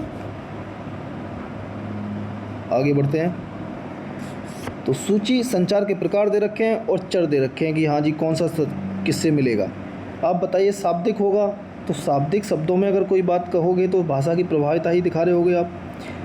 लिखित रूप में आप क्या बताओगे, लिखित रूप में अपनी संज्ञानात्मक क्षमता को दिखा रहे होगे। कूट में जब बात आएगी संकेत में और देहिक हाव भाव में, तो बताइए कौन से मिलेंगे। तो संकेत आपके मिलाएंगे सामाजिक सांस्कृतिक कारक, और देहिक हाव भाव आपके अंतर्निहित अर्थ को बता रहे होते हैं। आंतरिक जो भाव है नीचे छुपा हुआ आपका, तो उसको हमारे बॉडी लैंग्वेज के थ्रू दिखाई पड़ जाता है, ठीक है। चलिए आगे बढ़ें। वरिष्ठ कनिष्ठ संबंध वही है अधिकारी और उससे अधीनस्थ वालों के संबंध। व्यक्तिक या गैर व्यक्तिक सूचना का प्रकटन कहलाता है, क्या कहलाता है। तो ये कहलाता है आपका खुलापन। क्या कहलाता है, खुलापन, ठीक है ना।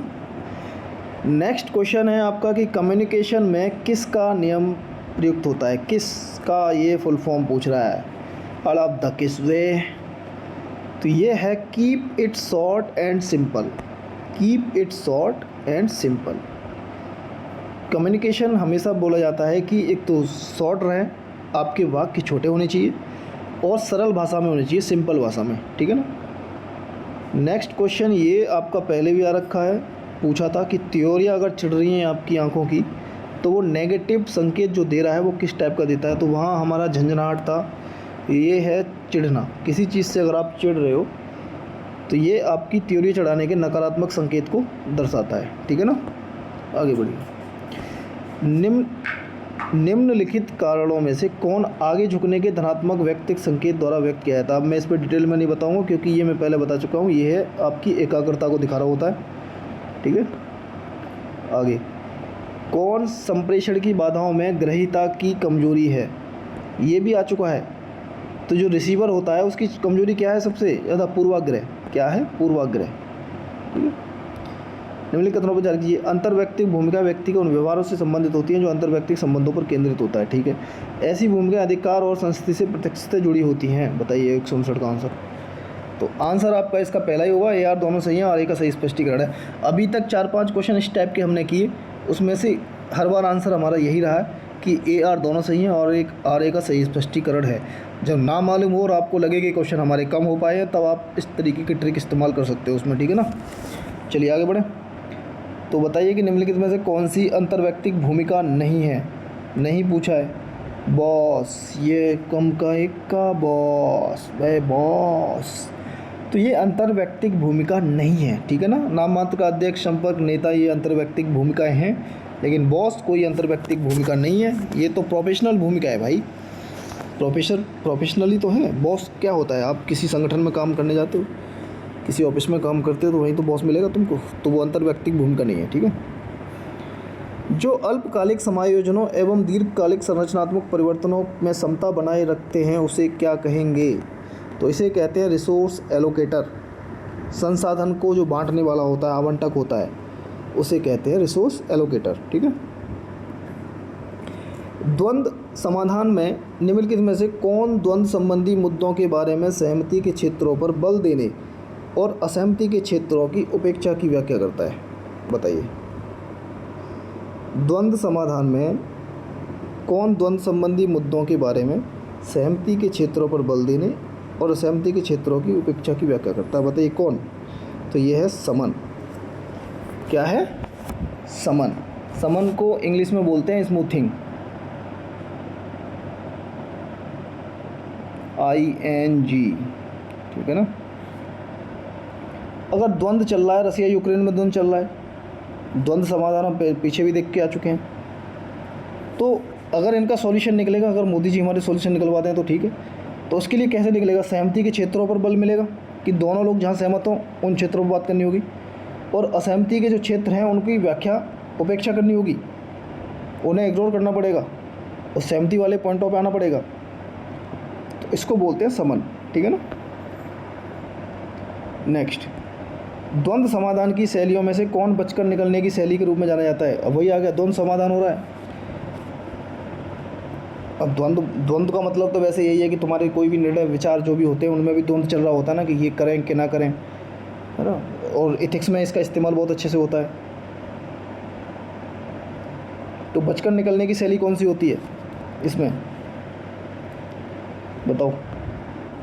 किसी चीज़ का निर्णय लिया जा रहा हो आपका, द्वंद्व समाधान में क्या है, जिससे बचकर निकलना है आपको, तो आप क्या करोगे? निर्णय टालने के द्वारा दोनों पक्षों की रुचियों की उपेक्षा कर दोगे। मतलब दोनों पक्ष जिस चीज़ में रुचि रखते हैं उन्हीं की आप उपेक्षा कर रहे हो। तो उपेक्षा, इसका मतलब आप बचकर निकलना चाहते हो उस समझौते से, उस समाधान से, ठीक है ना। चलिए आगे बढ़ें। निम्नलिखित में से कौन दूसरों के साथ संबंध होने की आवश्यकता को दर्शाता है? दूसरों के साथ संबंध होने की आवश्यकता को दर्शाता है। कौन दूसरों के साथ संबंध होने की आवश्यकता को दर्शाता है? तो आप किसी के नियंत्रण में आना चाहोगे, किसी की अनुरक्ति, किसी की व्यक्तिकरण? इसका आंसर है सम्मिलित होने की आवश्यकता। किसी में आप पार्टिसिपेट करना चाहते हो तो आप दूसरों के साथ संबंध होने की आवश्यकता को दर्शाएंगे, सम्मिलित होने की आवश्यकता, ठीक है ना। आगे बढ़ते हैं। संप्रेषण की कुछ बाधाएं दे रखी हैं और बाधाओं के प्रकार दे रखे हैं कि वो संप्रेषण की जो बाधाएं हैं उसके प्रकार क्या हैं, ठीक है ना।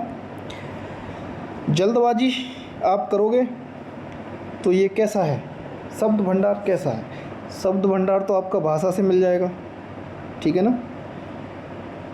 जल्दबाजी अगर आप करोगे तो आपकी परिस्थितियाँ जल्दबाजी करा रही होंगी, ट्रेन छूट रही होगी आपकी तो ट्रेन छूट रही होगी तो परिस्थिति आपकी ट्रेन छूटने वाली बनेगी। टाइम कम है आपके पास और ट्रेन पकड़नी है आपको, ठीक है। दूरी अगर होगी तो दूरी भाई साहब संरचना से है, वरना केप ऑफ गुड होप तक आते हुए वास्को ड गामा भारत की यात्रा करी उसने, वरना शॉर्ट रास्ता तो यही था कि मध्य एशिया से निकलते थे, लेकिन मध्य एशिया पे कब्जा कर लिया किसी और ने फिर। अब तो ये जो दूरी है वो संरचनात्मक से जुड़ रही है, शब्द भंडार भाषा से।